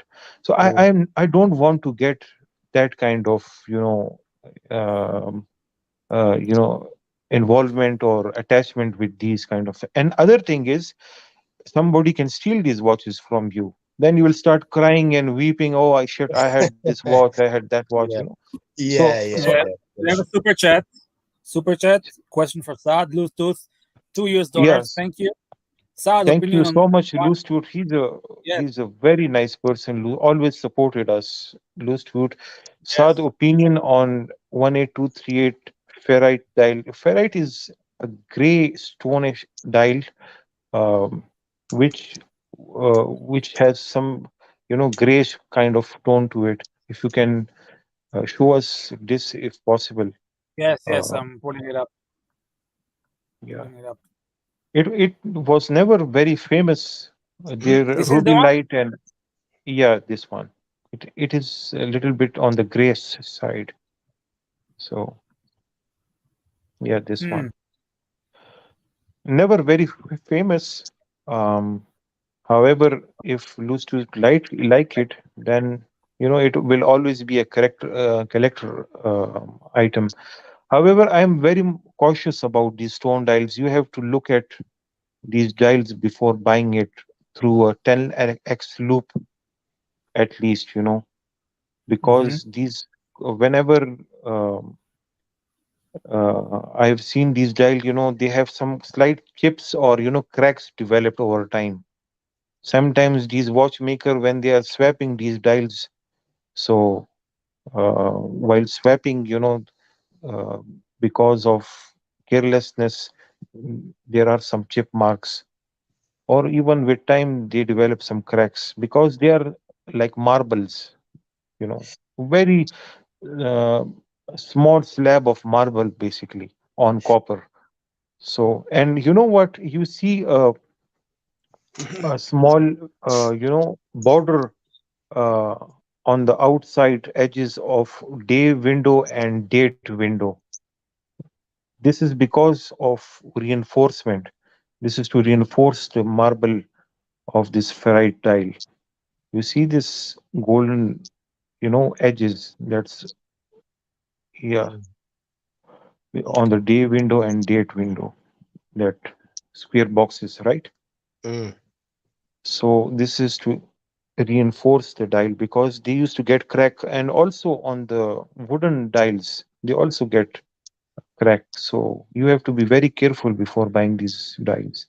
Sorry to interrupt. On these old stone day dates, Yeah. if you were to get hairline cracks in the dials that made the watch look not very good, effectively, and you were to send it to Rolex, would they do a straight swap for a like for like stone dial, or would they try to repair it? Or how does it work specifically with these old Look, discontinued stone look, dials?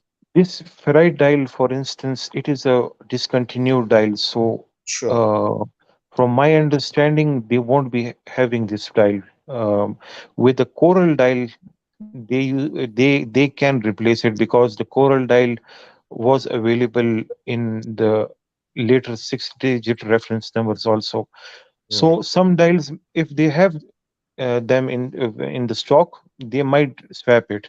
Otherwise, they can call you and they can tell you that your existing dial have cracks developed, and if we open the dial, there is chance of having some major further cracks developed. So they can tell mm, you if they can proceed with the servicing, yes or no. They can do that, maybe yes or no. mm. However, it's very difficult to find a dial, which is more than 30 years old because 18238 was discontinued in 1999, this Yeah, watch. yeah. So it's a very old watch, this one. We have, we have Oh, Perpetual Alex. Time Alex. Good to see Outstanding you, guy. Alex. Yes, Good to very see good him, guy. man. Yeah, I love to see him walking on watches in Marcelo time. Yeah, he no more comes there. Obviously, Marcelo, he's- he threw us all under the bus and then vomited on us. Yeah, yeah.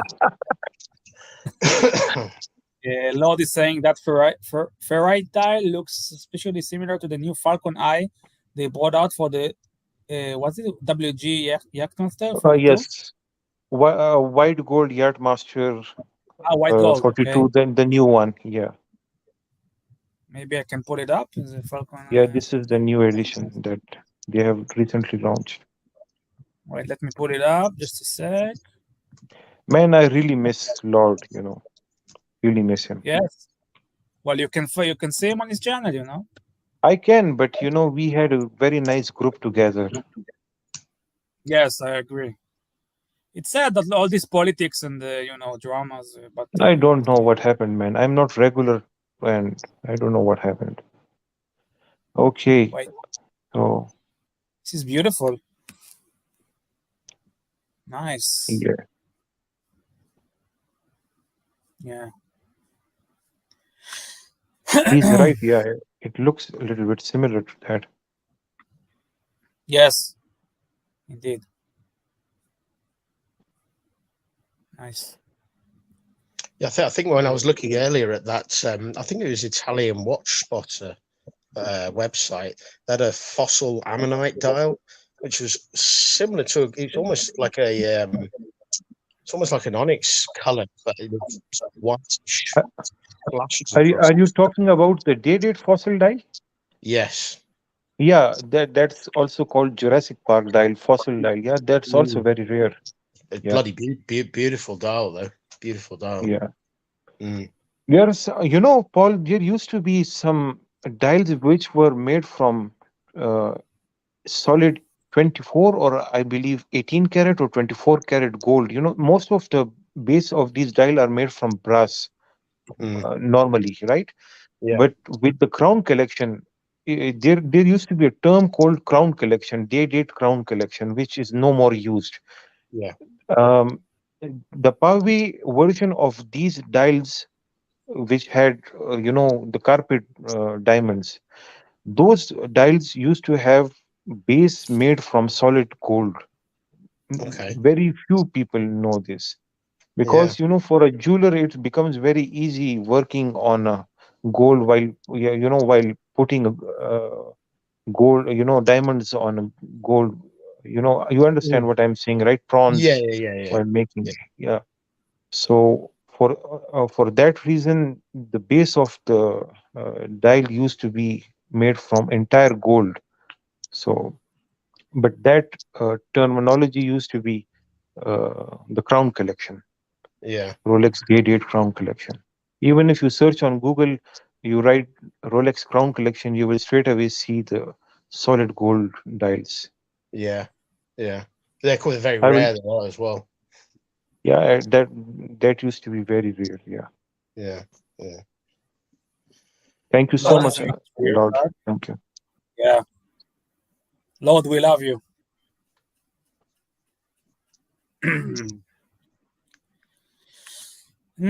Okay, so what else? Sad? What do you are you buying any new watches soon? Uh, Only at retail. If I get them at retail, only then. Mm, Otherwise, uh, very rare if I get them, from a gray market because now we have really understood that there can be severe dip, in prices. Uh, uh, you know, Before this happened, we always thought that Rolex has become an international currency, such as gold. You just buy these watches, you can sell them at a profit anytime you want. This become a concept in our brains. Now mhm, things have changed. You see, it has somewhat become very difficult to sell your watches. Some dealers, they don't even buy watches from you these days, mhm. right? So Yeah, yeah. the only safe way to, and I'm not in a position to just buy. I have limited amount of money. I'm not a rich guy, so I have limited amount of money. I have to spend very wisely. Mhm, So in that for that reason, uh, I will only buy watches if I get them at retail or maybe lower than retail, because you might find some watches which are actually getting lower than retail these days. Some watches are getting lower than retail. Um, mhm. and why I'm doing that? Because, we have to save money. For me Yeah. personally, uh, see, Forbin, who is a very important member, says that OC claims AD stock is coming fast to Rolex. Anyone, and this can be true because gray market is very very important for a manufacturer. If the gray market crashes, that is very detrimental for the manufacturer also. If the gray market is going up, that is very supportive for the manufacturer. So, Mhm, secondary market is very important for the primary market. Very important. Now, what happens is if nobody is buying from the secondary market, the stock will start coming to the primary market. mhm. So that is why you will start seeing some watches at the ADs. Now Rolex Mm. had starting having a lot of ego, man. We don't have watches. We don't have watches. Come on, man. What's this? Buy what you love. Don't be a flipper of big Al's golden watches says. Yep, I agree. Memovox, I will give you 10 pounds of potatoes and a dozen eggs for your date.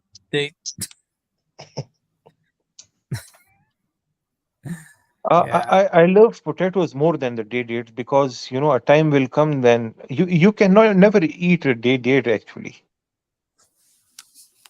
But potatoes, Mm. chips are lovely. I love them. Oh yeah, I love potato. I love potato. I love them also. And 10 pounds of potatoes are too much. Dropping the link for Shane.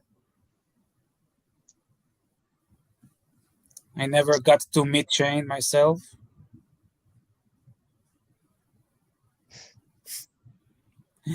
Yeah. You know, That what? sad. Sorry, go Yeah. on. Yeah, Yeah. No. No. You do. I was just going to ask. So that watch you that day date you're after, the green one, green Yes, dial. This is the full yellow gold one, yeah. yes. What sort of retail is that? Is that about 50,000? Yeah, Uh, it will be. Uh, are you talking about in pounds or dollars?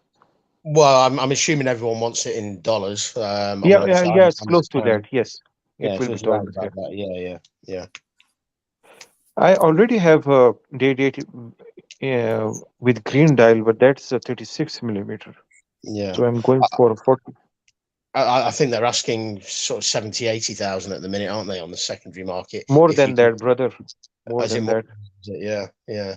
It's too much. It's too much. It's there's no logical justification why really any of these watches, bar some of the old vintage ones, should be over retail. Really. It is just my, that's the reason I've stopped buying watches because I cannot afford them anymore. Yeah. When they were at retail prices, maybe I had to sell few stuff and get one. So now, how can I'm talking again about myself. How can I get a watch for $70,000, which from the factory is for maybe 40, $50,000? And again, day date used to be very different than other steel sports or steel sports. Even though I have a Daytona also that I wear daily these days, stainless steel Daytona. Mm, But the thing is, um, nobody wanted to buy a day date. And the reason behind that was it used to be very high priced watch out of the factory. yeah. 30, We have Watch Nicholas in the $40,000. chat. My Hello, Watch watch Nicholas. Nicholas. He Yes, himself by is Watch very Nicholas. genius, watch Nicholas. Yes, yes. We love him. Watch Nicholas. Um, I mean, yeah, so I was going to say, I don't think I could ever justify spending 40 or $50,000 on a stainless steel watch because My boss is in the chat. Beer. My there's, boss is in the yeah, chat. Eric Clooney watches. Moment I see this and sad on live stream, I upvote. Salute Bear, to thank Bear Clooney watches. you so much. Thank you so much. Good to see you. Jay Gray Sweater, hello, good to see you.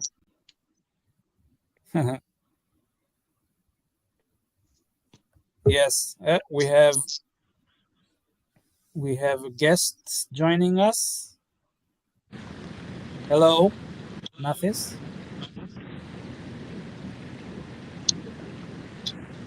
Yo, What what are we saying? yo, Yo, Sai, where's you're my in the box? pool. Hello, Where's my box? Mattis.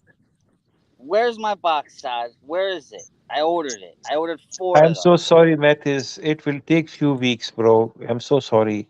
All It right, will take listen, some Sai. time. Listen, okay. Some of these boxes are going to some guys that already are past their due date for their boxes. Okay. So what do you want me to tell these guys? Um, tell him that the guy has COVID. The manufacturer has COVID, so just give him few weeks, bro.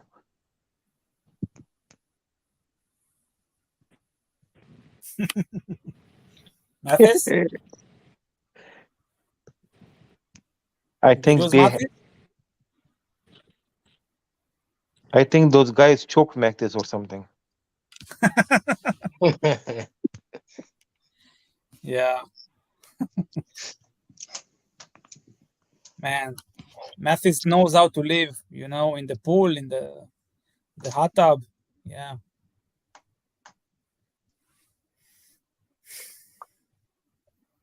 Well, I think we lost Mathis. They choke Mathis, are you slam him, at man. the Who's what?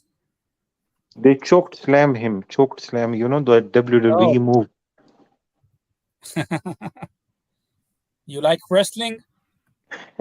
Yeah, I love wrestling, man. Nice. What like WWE or I love wrestling and boxing both. mm, I love Mike Tyson. oh, yeah. He was an animal, Mike Tyson. Oh man, I love him. Yeah. Lord likes boxing. I love boxing. I got into the UFC really during COVID quite a lot. I started watching a lot of UFC, mixed martial arts. So it's interesting. UFC is very raw, man. I can see that, but boxing is okay for me. But yeah, boxing for me was always the traditional fighting sport. You know, it's got the history, and all the rest of it. I still prefer boxing, but unfortunately, the standard of a lot of boxing nowadays is not what it used to be. Uh, Are you a fighter yourself, Paul, or Me? just No, yeah? no, no, no, no, no. I'm too unfit to box. You need huge cardio in order to box Oh properly. yeah. Huge cardio. People think it's easy fighting, but you throw 2 or 3 punches and you're not fit, you feel it, sort of thing. So it's not something I've done. I've been in many fights, unfortunately, over the years, coming from the UK, but yeah, I wouldn't consider myself a boxer, no, not even an amateur one. But but it, yeah. Dirk is a lover, not a fighter, huh? This quote is from Michael Jackson and Paul McCartney's song. What is Ah, it? What's the name of the song? It's from the Thriller album. Forgot the name. No, let me check.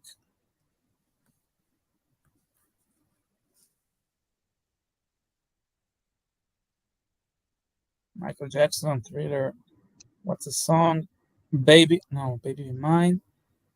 The Girl Is Mine. The Girl Is Mine. Yeah, it's a perfect album. Great song. Love it. Do you like Michael Jackson?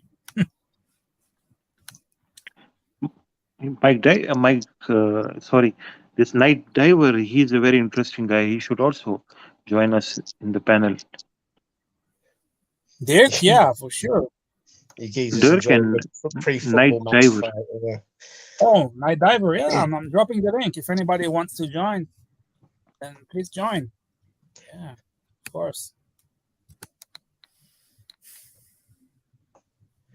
He's sort of he's semi right about the football pre-football fights.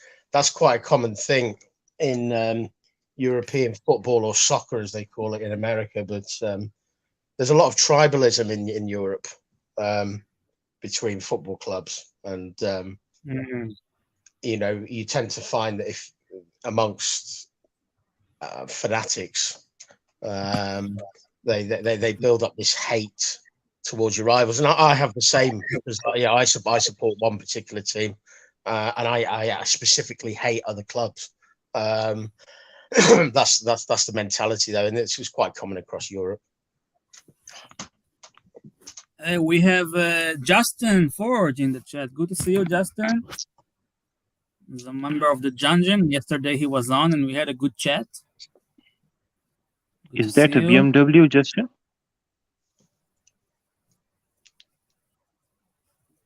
I think it's a BMW. It's beautiful. That's Paul, that looks. Paul, are Let you me into cars? I love cars. Yeah, I really do. I've got a Jaguar XF at the minute. Oh, wow. Yeah, Ooh. it's not a new one. It's '09, about What 60,000 kind of miles. engine? 3-litre turbo diesel. Okay, very nice. Yeah, but but eventually over the next few years, I'd like to. I want a bigger car. Even I want the discontinued XJR, which is the 5-litre V8 supercharged petrol version. It's more of a limousine type car, but it's bloody comfortable. I love the Jaguars, to be honest. They're Does not. it share the same engine with Range Rover? Oh yeah, yeah. I think we not the new Range Rover, but I think the 3-litre turbo diesel. Yeah, it will be in some of the Land Rover Discoveries and some of the entry-level Range Rover Sports. I think from 5-10 years ago, something like that. I mean, I was going to say I don't like cars, but that's not. I mean, I appreciate a good car, but I was driving myself a Hyundai i10 for the past 6-7 years, Mm. a manual transmission, and it was good enough for me. For me, a car is just a means to get from point A to point B. I started off with cars. I never had a lot of money back in the day, and I wasn't fortunate enough to be given a nice car. So I started off. Well, what are we talking about now? Probably 18-20 years ago. Whenever I got my license, with cheap bangers or shitters, as they're known in the watch industry. So I've bought many cars for £100, £200, £500. They might have only lasted me might have only lasted me 6 months. But that was fine. And you sort of work your way up through the pyramid slightly. There's a few cars that I really like that I don't own anymore, but it's nice to have different experiences. But you can also lose your license driving too quick, as I know myself. So, Paul, you drive a stick in the UK, right? oh, what? Sorry. You drive a manual transmission in the UK. I can drive both, but no, the Jaguar I've got now is automatic. It's actually the first automatic car I've owned, and they always frighten me, the automatics, because on a big car like a Jaguar or a higher end Merc, BMW, or Audi, if the automatic gearbox goes, you are fucked basically. Unless you know someone who can fix it, because they're so expensive to replace. But most large cars now that they still make, they all come with automatic gearboxes. Mm-hmm. Yeah, It's only really the small medium cars that you tend to find, unless it's a specialist type car, like a limited production one, that you tend to find has a. I think, Paul, I'm not sure which brand makes gearbox for your car, but I think it most probably be ZF. Uh, Maybe Possibly, ZF. yeah. I'm not an expert on that, to be honest. So I don't go that They far. make durable gearboxes. Yeah. Not prepared. My only concern with the automatic gearboxes is I don't think they're good enough to do 150, 200,000 miles, which I know in today's world of throwing away cars after 3 or 5 years is not that relevant. But yeah, I'm quite happy driving a car. I've had cars that have had 200,000 miles on them, and they're absolutely fine. And the only thing that's let them down in the end was the electrics, which is the same with most cars now. The electrics tend to go before the engines nowadays. Yes. But I mean, my dad years ago, he had a Volvo Swedish car, Volvo S60 D5. That when he finally got rid of it, was that had 240,000 miles on the clock. The engine was mint still. I mean, the engine had so much torque on it, and the leather seats. I mean, he drove that car every day. The leather seats, the gauge, the thickness of the leather was incredible. I would suggest at the time that car, and I can't remember what year it was now, had better quality leather than any Jaguar, BMW, Mercedes, bar the very, very top models. If you were comparing the S60 to the 3 Series, the C Class, the Audi A4, it was vastly superior in terms of the quality. And there was no sort of graining of the leather and all the rest of it. And he didn't treat the leather or anything like that. It was just. I think the Swedes they do make high quality items, and if I didn't have the money to buy a Jaguar, then or at the time buy a Jaguar, then I would certainly go for a Volvo. In terms of the European cars, I'd have a Volvo over a Volvo S60 or a V70 over a 3 Series, for instance, or a C-Class Mercedes myself. Talking about leather, I had a S-Class that I drove for maybe 30,000 miles, less than that. And it had a special Diseño leather, which is a special option that I had. Napa leather, whatever it is called. And after maybe 20,000 miles, the leather started cracking. That's not very good after 20,000, though. Yeah, I might be having photographs somewhere, and I sold the car because of that, even though it was a special order leather white interior with what year was that, Saad? What year S-Class? I bought it. It was a 2014 model car, and I bought it in 2016, maybe. My brother bought it when it was new, and he's sent it to me 2 years later from UK. Jesus. Yeah, and Yeah, then the leather. I mean, I just wouldn't. I don't know Mercedes that well, but yeah, I mean, for such a modern car, well, I would consider a modern car, for the leather to go that early.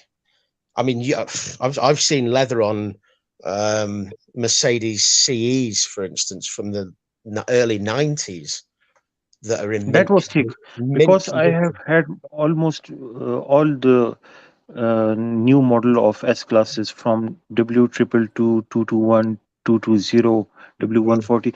The 90s versions were the W140, Yeah. which were the square body versions. So that had thicker leather and that were more durable.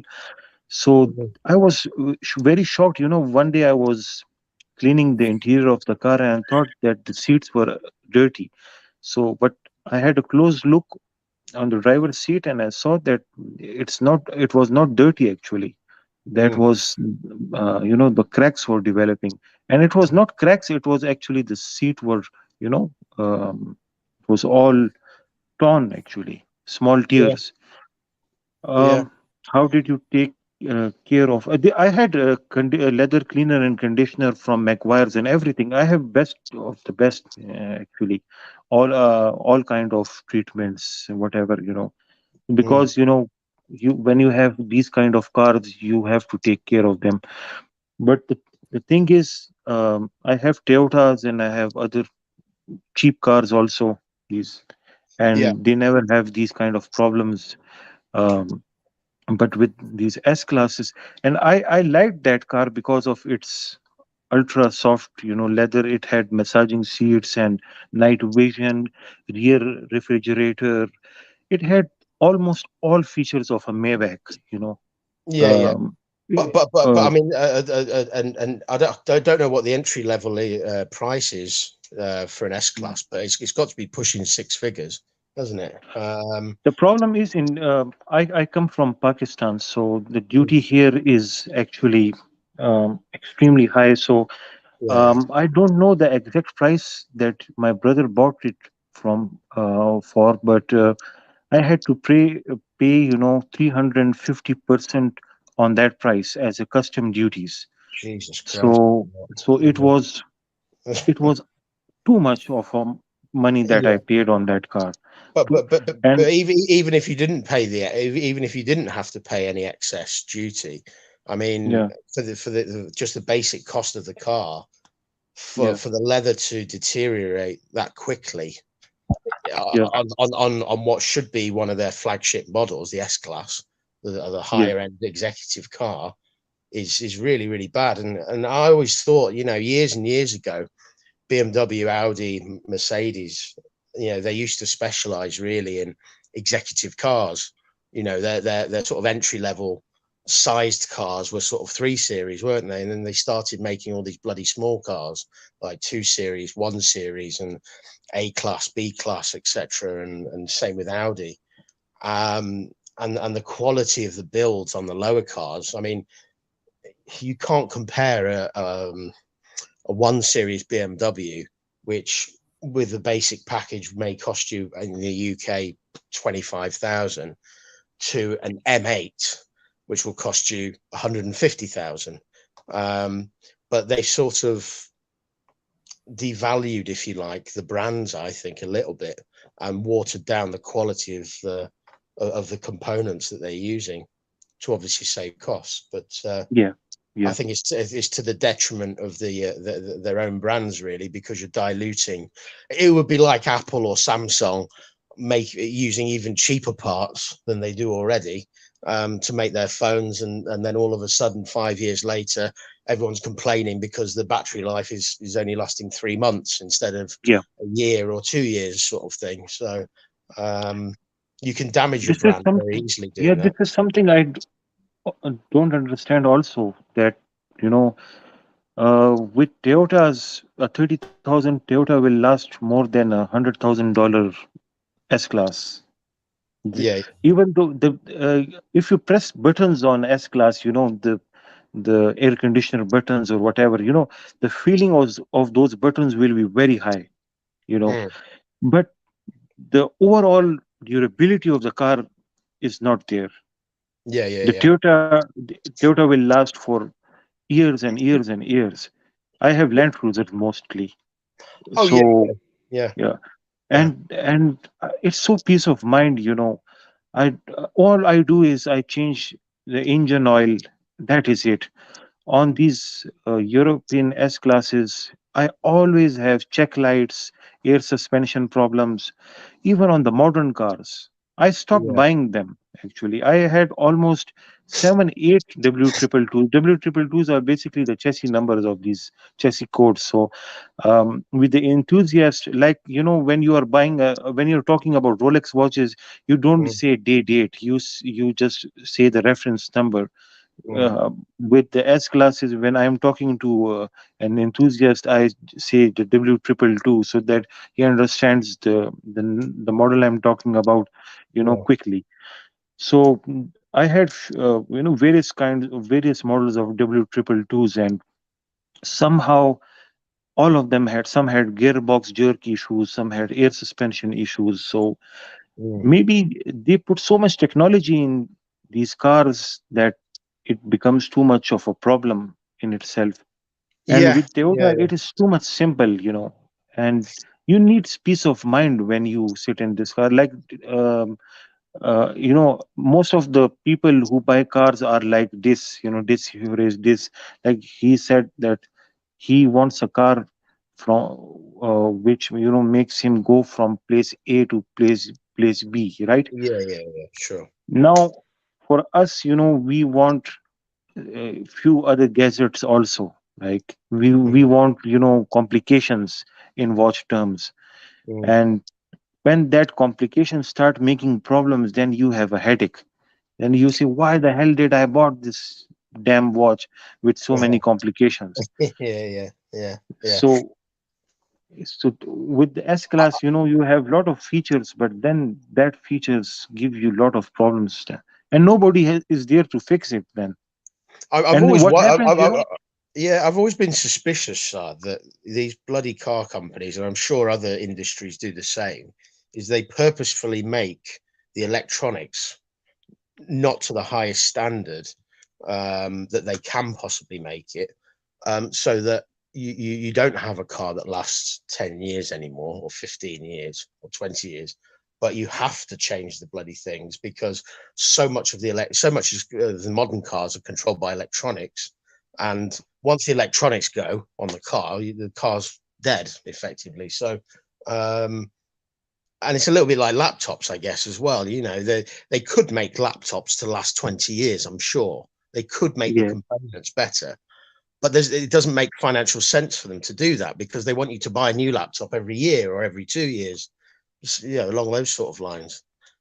But what about Toyota? Their business model is very different. You buy a Land Cruiser now, even after 10 years, all you have to do is change the oil filter, nothing else. Yeah, I mean, I've got a lot of respect for the Japanese cars. They are high quality. Their quality in terms of their durability. They've never been, for me. They don't have the finish or the design that European cars have. Yeah, yeah, Um, 100%. but yeah, they are quality. But the only thing that bothers me, and I understand that over time, inflation occurs and the cost of tooling goes up, etc., raw materials. But they're bloody expensive new. Yeah, Toyota, Honda, and even what was supposed to be a mid-range brand like Volkswagen, they're not cheap. I mean, I've got a friend who works as a salesman at one of the Volkswagen dealerships, not too far from me. I mean, they sell lots and lots of cars, and they're very, very popular worldwide. But a Volkswagen Golf GTI, for instance, which is a great car. I always liked it. Yeah, but it's almost 50. It's 40,000-50,000 pounds, brand Yeah, new. very expensive. Yeah, That's very a, that's, expensive. that's a lot of money for a Yeah, car. That isn't really. I mean, it's a great car. Don't get me wrong, but it's not a luxury car. yeah, But they're charging luxury prices almost. yeah. You're 100% correct here. Yeah, And the Japanese. I mean, the Hondas as well. I mean, my mum's always had a Honda, and they're not cheap. Honda Civics have become very expensive now. Even Honda Mm. Civics. Yeah, this is what I mean. Yeah, I mean, she's only got a Honda Jazz, a small one. Yeah, I don't particularly like it myself, but I mean, they're not cheap cars, but they're built fairly cheap. They are reliable, but you still have to pony up the money and pay a lot of money to get hold of these things. And the Civic, as you mentioned, if you're going for a higher end Civic like a Type R, I mean, I yeah. don't know what the list price is in the UK, but it's well over £25,000, possibly Also, the more. Civic used to be a small car back then. It was a subcompact vehicle. Now it has become somewhat a mid-segment vehicle. It has, upscaled now. It is a not a cheap car anyway these days. Yeah. Is it upscale, or is it just upscale pricing? That's the question. Both. The quality has gone up. The size Mm. has become big. Engine has become a little bit bigger. Everything has become big now. So the Yeah. Civic is no more the Civic it used to be. Oh If yeah. somebody tells you Civic is a cheap car now, no, that's incorrect now. If somebody tells you Corolla is a cheap car, no, Corolla is not a cheap car now. Mm. There is a replacement for Corolla these days, Yaris and stuff. Mm. Similar with the Civic, and Camry has become even more expensive now. Camry has become somewhat a crown. I'm not sure if you know what crown is, but crown used to be E class, Mm. equivalent to E class. Mm. So Camry is somewhat, close to E class in terms of, segment wise, little bit lesser than E class, but price wise, or you can say little bit close to E class. So Camry is an upscale car now, and I Yeah. personally really like Camry. It's a big car. It has good leg room. Even though the non-hybrid used to be very thirsty at fuel, that was not a good vehicle to drive. Very thirsty. However, I don't know much about the hybrid versions, but they look beautiful. Yeah. For The Camry, I think I could be wrong. Someone can correct me. I don't think they sell it as the Camry in the UK. I think it's maybe an Avensis or something like that. um, Yes, I to think so events. too. Yeah, Yeah, yeah, yeah, advantage. yeah, Yeah, yeah, yeah, yeah. I mean, a lot of the taxi drivers use them cars in the yeah. UK Why they because use it? It's because of reliability. yeah, yeah, yeah, yeah. Yeah, I mean, Uh, you can stick 300,000 miles on them, no problem. More than that, much more Yeah, than that.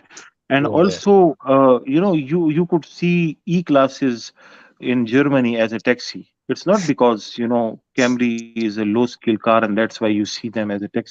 It's because it's Mm, a better good car. That's why you see mm. them as taxi.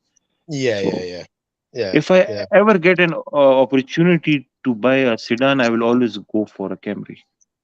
Mm, yeah, yeah.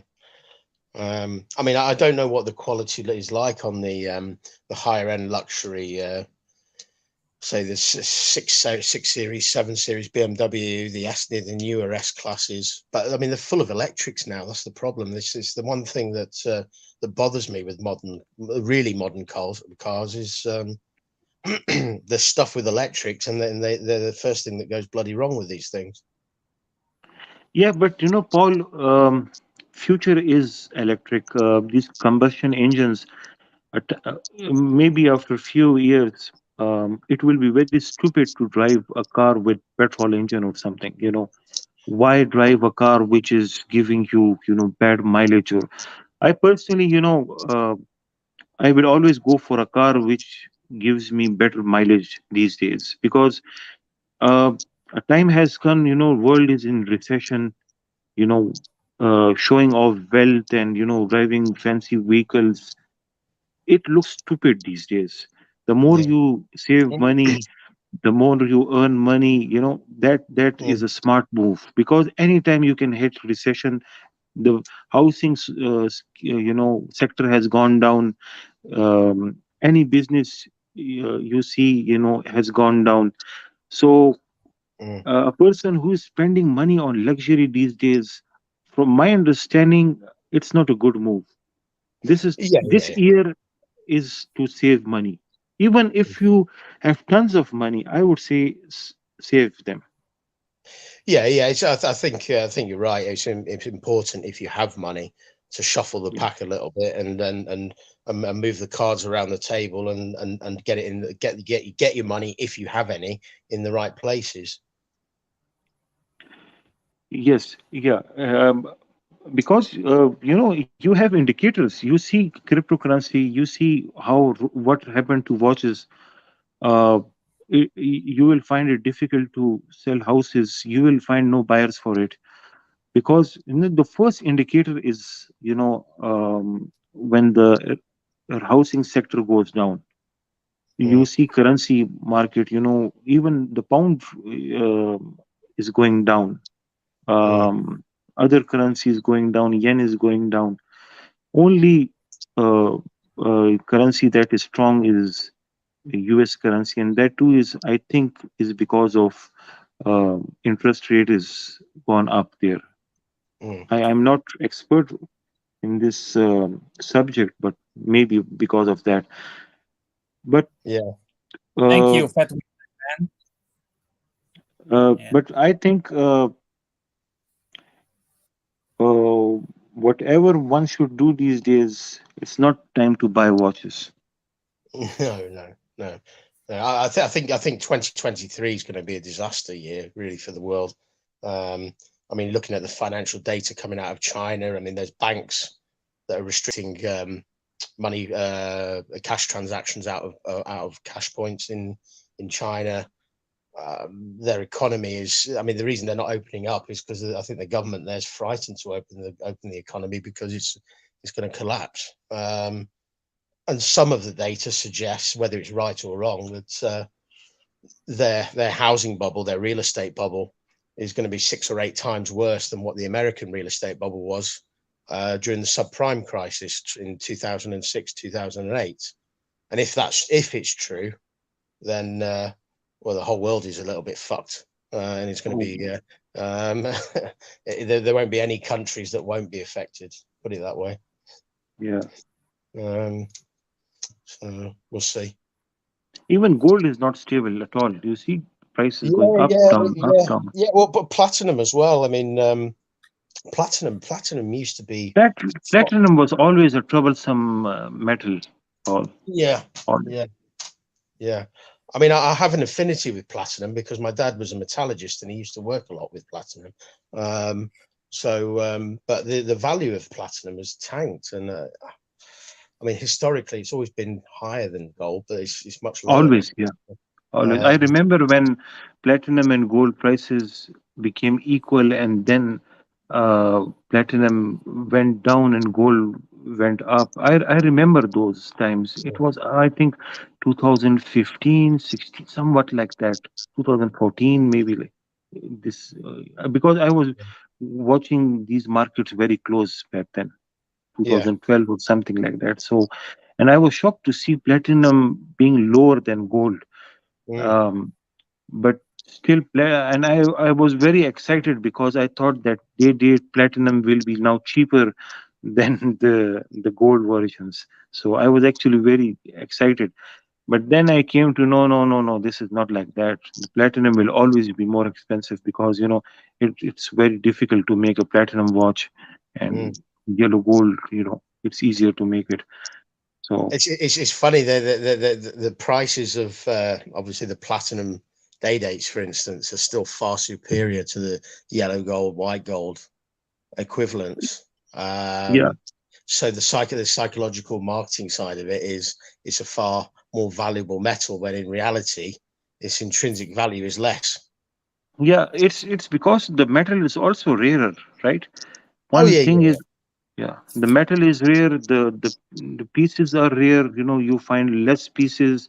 The third thing is it's difficult to work on platinum. But one element is there. Uh, it's the buyers on platinum watches are much less also. But if you give me the opportunity between buying a platinum watch or a gold watch, I'll always go for a platinum because I love heavy watches. The heavier the watch, the more I love. The second thing is that platinum, it is equivalent to the scratch resistance of a 14 karat gold, somewhat, somewhat equivalent to a 14 karat. So it's harder. It's harder. It's harder. Yeah. So my watches are 18 karat gold. So when you have a stronger material, you and can I love the damage blue tint it a lot of easier. platinum. Yeah, I love platinum. As I said, You can damage it a lot easier. Sorry, say that again, sir. Very, very rare, man. Platinum. When you see platinum and white gold, there is a huge difference. A normal person may not be able to differentiate, but You're waking up, Saad. Sorry. Sorry, I didn't catch the last bit. Is it okay now? Yeah, I can hear you now. Or maybe not. Not sure. I think his signal's gone. I wasn't sure if it was mine, to be honest. Can you hear me? I can hear you fine. Yeah. Oh, Saad, the ghost of Saad. Yeah. Might have to reboot. Yeah, I'm sorry. I don't have much to contribute on the subject of cars because that's all right. I'm not a I'm not an expert like Mike the Snake on cars. Trust me.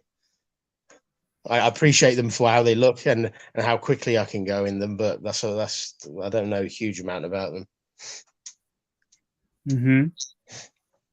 Yeah, but Mike has got knowledge on a lot of subjects. Yeah, so he knows a lot about planes from World War II or something like that.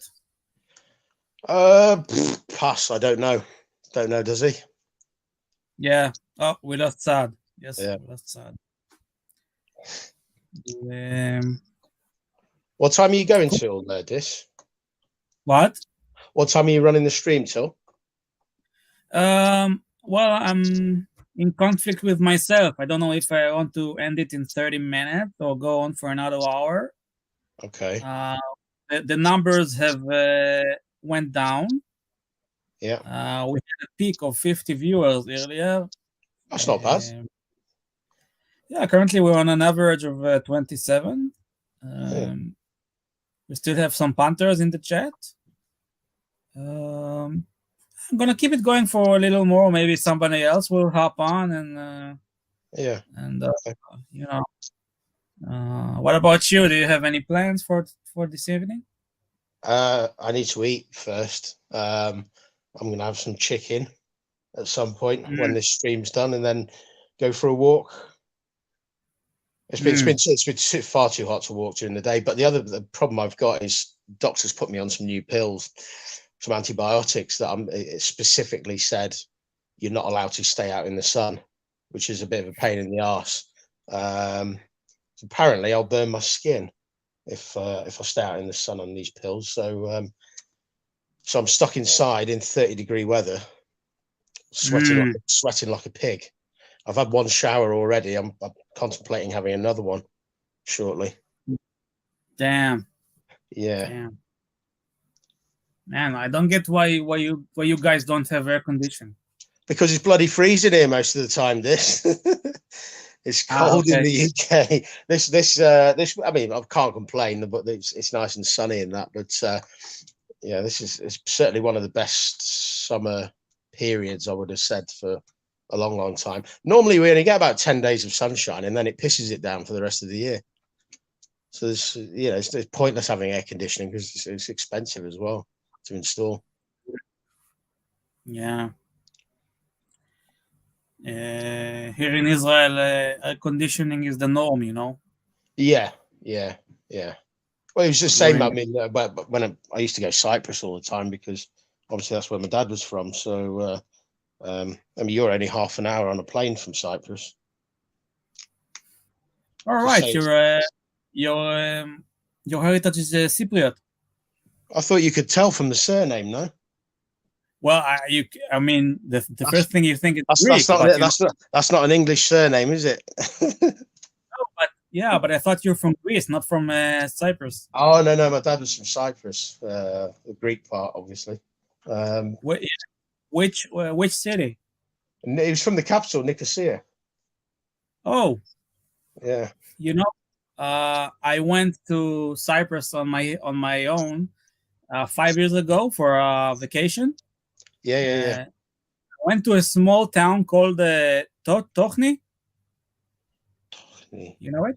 I've not heard. Is it a little village or something? Or? Yeah, it's like a little village. It's on the highway, the highway between what's the name? What's the name of the main cities there? You've got Larnaca, Limassol, Paphos, Nicosia. Somewhere there between everything. So it was a little village. There's like one bus every day. Yeah. And I went on a small hotel, like a guest house, and it was amazing. I took hikes every day, and I ate good food, lamb chops and yeah. The one thing I would say about Cyprus, and maybe I'm a little bit biased, is I think personally the food is probably the best in the Mediterranean, amongst some of the best in the Mediterranean you can get. I think it's better than you get in Greece, personally. Yeah. Hey Justin, how are you? Hey guys, how's it going? Not too bad. Nice to meet you. I just thought I'd take a couple of steps back here and how about some Honda love, eh? You see that? That's my 2001 Honda Prelude. Hope you can get it. And as you can see, that's one motorsport that I love. It's a little dusty right now. So how many miles do you think are on this thing? How old is it, Justin? 2001. 2001, sorry.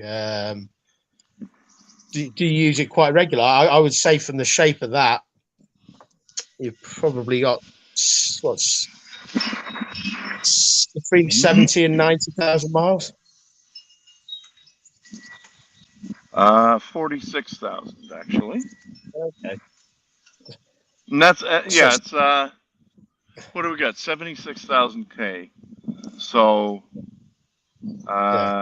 yeah, it's 40 or I stored it 50,000 in miles. winters and stuff like that. That's not a winter Yeah. car. Not around No. here, you know. Anyway, let's Nice and green there, though.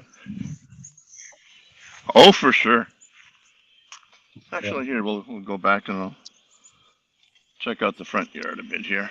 And of course, the neighbor's getting some work done, but man, digging a hole. That Yeah. Honda's practically brand new with that mileage on it. Anyway, it's only just been broken in. Basically, I haven't done anything major to it at all. Haven't touched any of the major parts. Timing chain has got a long way to go before we have to look at that. So yeah, just tires, oil, and gas, basically. Yeah.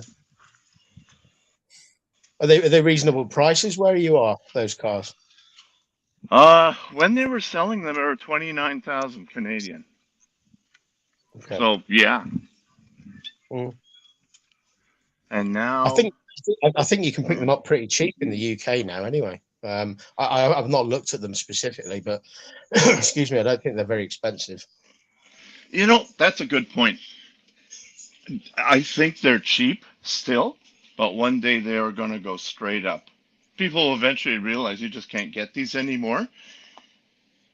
Yeah. And and if you find one like a cream puff like this, it's going to be very, very desirable. Yeah.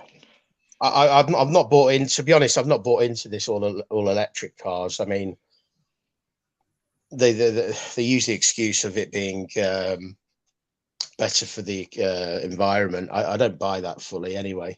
And I don't buy it at all. No, and yeah, there's only a limited amount of lithium ion, and I think it's good. I think the car industry is going to have the same sort of shock as the solar panel industry, because you know they tried pushing solar panels on people, and they were saying, well, you know, over 15, 20 years you'll get your money back and all that, but in 15, 20 years time, 15, 20 years time, you've got to bloody replace the panels and start again. So it's just going to be the same with these electric engines. Electric motors. Once the lithium ion deteriorates, which will be in 5, 10, 15 years max, depending on your usage, you basically haven't got a car, because that is effectively the engine. And the cost of replacing an entire battery pack for these cars is huge. You know, it's not the same as fixing a head gasket or an oil leak or something like that, which, you know, okay, might cost you 500 quid or £1,000, 1,500, something like that. It's manageable. To replace an entire battery pack on a Tesla or something like that, it's going to be $10,000-$20,000 or something of that nature. And you're going to be in a situation where you're going to end up throwing all the chassis away. Right, I agree with you 100%. What about the environmental impact of creating these batteries in the first place? And filthy mining. And what's that? The mining aspect of it is completely dirty. Yeah. I know. And what about these northern climates?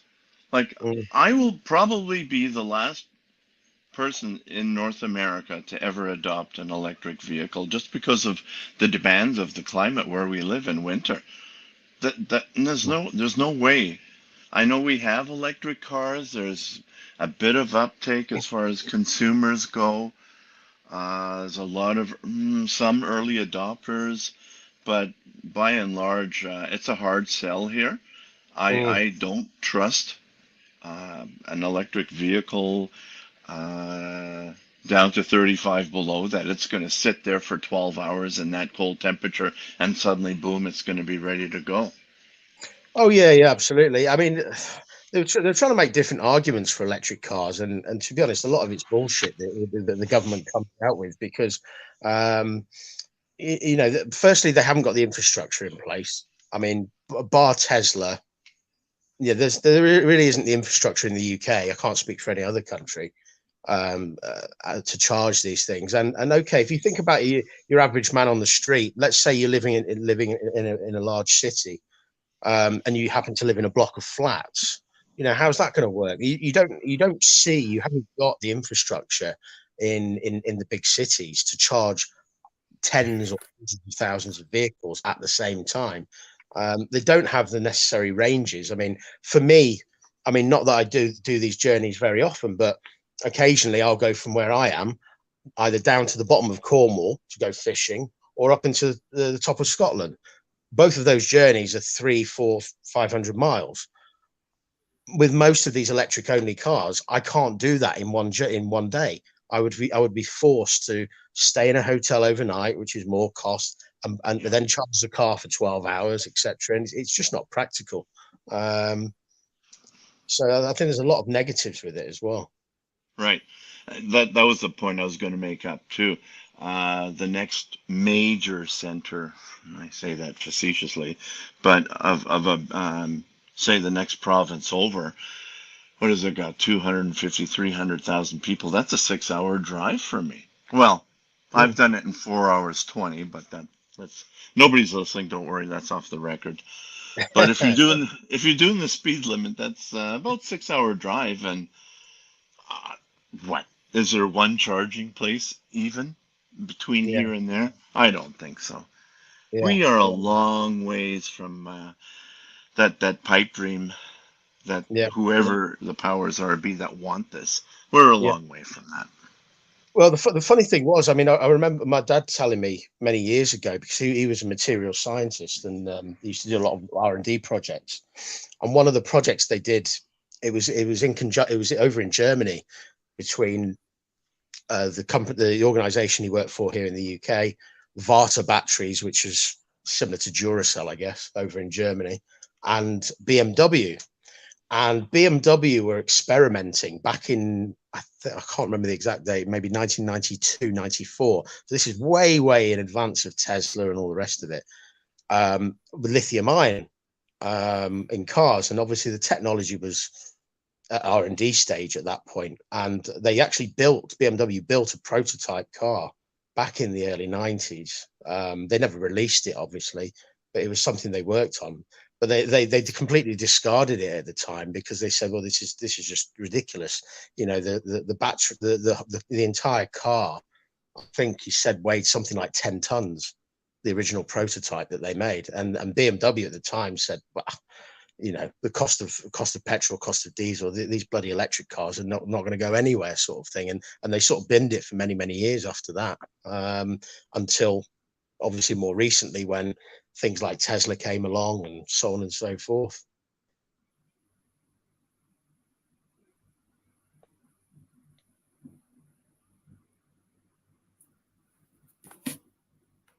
Hello? Can you still hear me? Yeah. I think Justin has moved away. Yeah. Thank you, Chris Pitina 30. Chris Pitina 30 is a good friend of mine from Spain, and I'm glad that you like the beard. The beard likes you too. Yeah. Hey, do you ever sit there and find yourself babbling away for 30 seconds and you realize you were on mute? What a moron. I wasn't sure if you heard what I said to it. I'm sorry, Justin. I wasn't sure if you heard what I said or not. But, I did. But it was. I thought I was saying some very profound stuff, but it all fell on deaf ears. It did, unfortunately. Yeah. That's okay. I going back to the battery car thing. I think it's been really sort of forced on the general population by the Western governments, and it's the actual politicians don't really have a full understanding, as they normally don't, in terms of the background to the industries, the cost elements.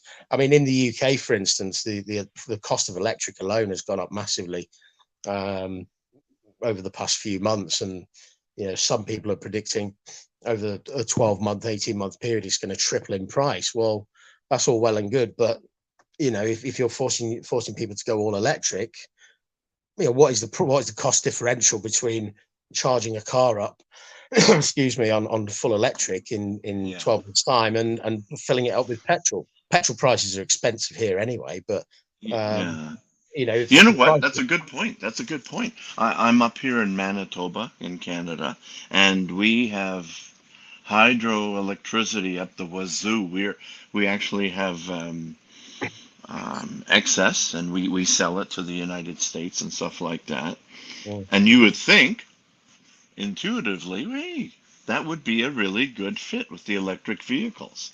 Mm. But no, it's so slow and again, so slow in the adoption of this, the technology, and trying to make this a seamless integration.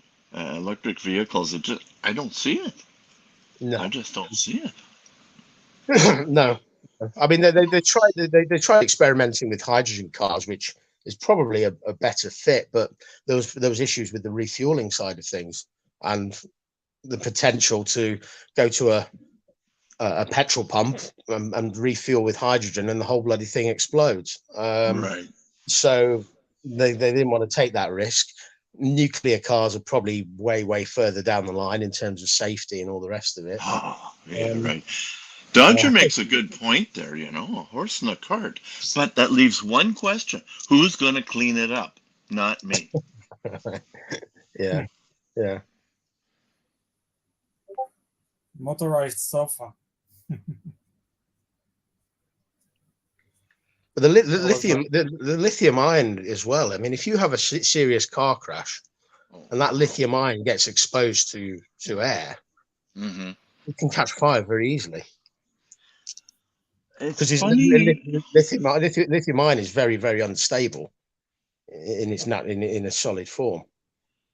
It's funny you should mention that because um, the back of my house just it backs onto a little road, and somebody had parked a car just kind of behind my house, which isn't normal, and it just basically exploded, and it turned into an all-consuming fire within probably 10 minutes. And I actually took a video of it, and it's on my so-called channel. I don't really have a channel, but if you look me up, it's there. Yeah. It's wow. That's It's a those. highly volatile Hmm. Those metal. things scare me. Yeah, yeah. Well, I mean, you hear. I mean, we've heard it more recently, I guess, with the advent of smartphones. You know, kids or teenagers lying on their bed, falling asleep, and the next minute the bloody smartphone catches fire. That's because it's something. Some of the protective layer on the lithium ion has probably deteriorated, and the handset catches fire. But Multiply that by 1,000, and you've got a Tesla. yeah, yeah, Right. yeah. Wow. But you've got a four-wheeled firework. That's what you've got. Um, Basically. yeah, I mean, there's good sides to it. I love how quiet they are. Obviously, the fuel efficiency is crazy. It's yeah, non-existent. yeah. But yeah, it's just the weather. I I mean, was, I come was, on. I was watching, a Top Gear clip on YouTube a few weeks ago, and it was Chris Harris who presents a Top Gear in the UK now, and he made an interesting point about the drivability of electric cars, and the point I think he was getting at was they've got so much torque because it's not a combustion engine. There's so much torque, and the power goes down so quickly. If in the space of 5 years, let's say hypothetically, everyone started driving electric cars, his theory was, which is possibly right, that there would be far more car crashes because people are not used to having that much power. Even if you got the wife in a small Volkswagen type vehicle or a small Toyota Yaris or something of that nature. I mean, you've got that much power, that much acceleration and torque, and people aren't used to having that much at their disposal. The chances are there would be a higher rate, at least in the short term, of car crashes. I would have thought. Hmm. Whenever people are involved, never say never. Did I tell you? Anyway, Yeah. Turkey Vulture makes a good point there. Quantum teleportation, but the inherent dangers. Have you ever seen the movie The Fly? Come on, Yeah. remember? Remember? The Also, Yeah. I fly gets remember. in there and it kind of comes out and you got some of the fly's DNA in there. What a cool concept. Yeah. Yeah. It's a Pass. horrible scene. I thought some people thought that was kind of scary, and I don't like scary movies, and I don't find that one scary. It's just I mean, it's interesting. icky, you know. Freaky, yeah, yeah. Yeah. Hey, Paul, I Mm. don't know if we've ever spoken online, but nice to meet you. Yeah, you too. You too. Where I are you think from? UK, North Staffs, so slap bang in the middle of England. Okay. Um, When you yeah, say North Staffordshire? that's right. Yeah, the Oh, potteries where they used to make. Well, they still make high end pottery, but again, because we live in a throwaway culture, no one buys it anymore, apart from royal families and Saudi princes and high end hotels. Really, yeah, it was known not a as a. bad guess for a Westerner, huh? Yeah, there we go. But yeah, so we've got places like Wedgwood, Josiah Wedgwood, Royal Oh, Dalton, and oh a my. few others that are literally on the doorstep. Cool. So, Yeah, the country's rather small-ish, so everything's just jam-packed in there, right? yeah, yeah. I mean, the thing with the difference I think between sort of driving in Europe or certainly driving in the UK and driving in America is that you guys are, or sorry, North America, you guys are used to what you guys consider short distances. We would consider long distances. Yeah. So, Yeah. um, you know, for me to drive up to Scotland, I would consider that a reasonably long journey. 4 hours, 5 hours, whatever. But in America, you're just going to the local shop in 4 or 5 Actually, hours. that's just next door to, say, if I wanted to drive to Regina, Yeah, Saskatchewan. yeah, Hi yeah, to yeah, all those good folks out there in Saskatchewan. I love Saskatchewan. Yeah, that's a 6-hour drive, like I say. yeah, yeah, yeah. It's the distances that are different, and but yeah, you're right. Everything is crammed in here, but in some ways it's good because you can go to and from places fairly quickly. Um, I wish, I wish yeah, sometimes. yeah.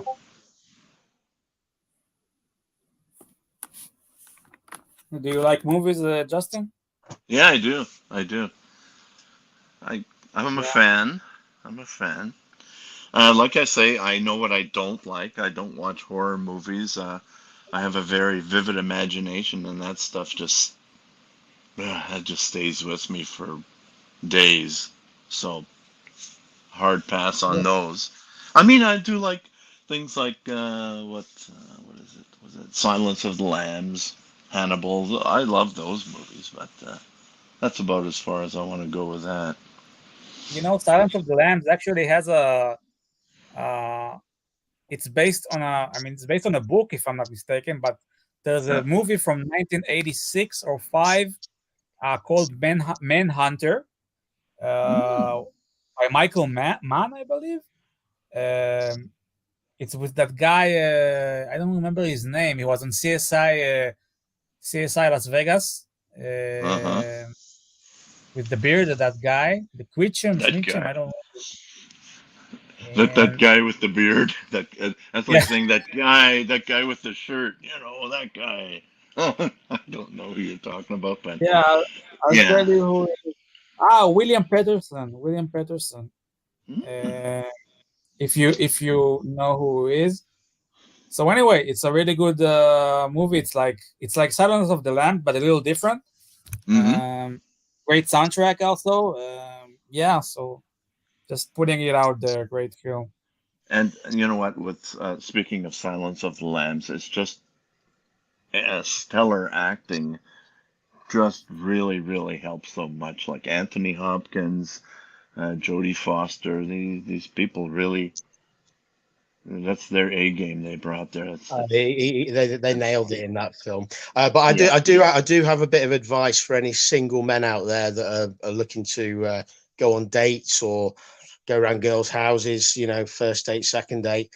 Don't offer to watch Silence of the Lambs on a first date, because I did that about 6 or 8 months ago, and I got absolutely nowhere. I think she got the wrong impression when Okay. yeah, when after we watched the film, having a Chinese takeaway, and she looked at me in a bit of a strange way, thinking, do you want to eat me, or what's the crack with you?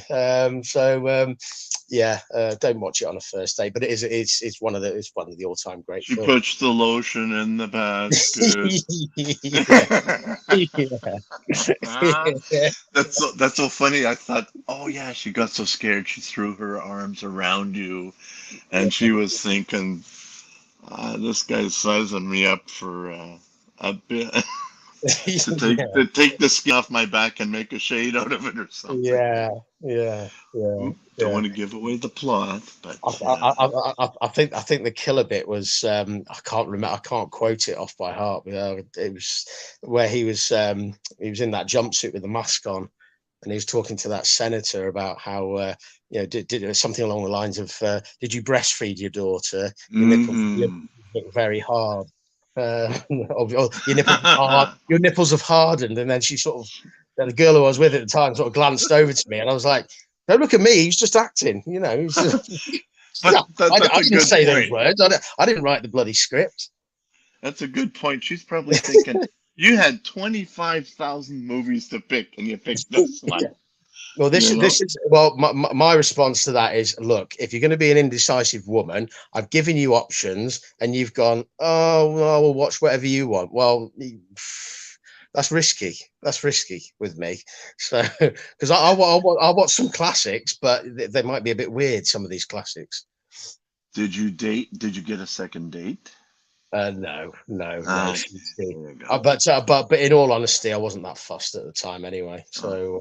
So You should have asked her. It was the nipple comment, right? Yep. it was the hardening of the nipples that did it. That sort of ruined it for her, I think. Yeah. I thought it was an excellent movie. A great director. I really liked it. Brilliant movie. Yeah. It was funny though when I look back on it. So, what's your favorite movie? Oh, you know what? I have a very, very eclectic taste in movies and whatever just strikes me I like. I love Men in Black. Okay.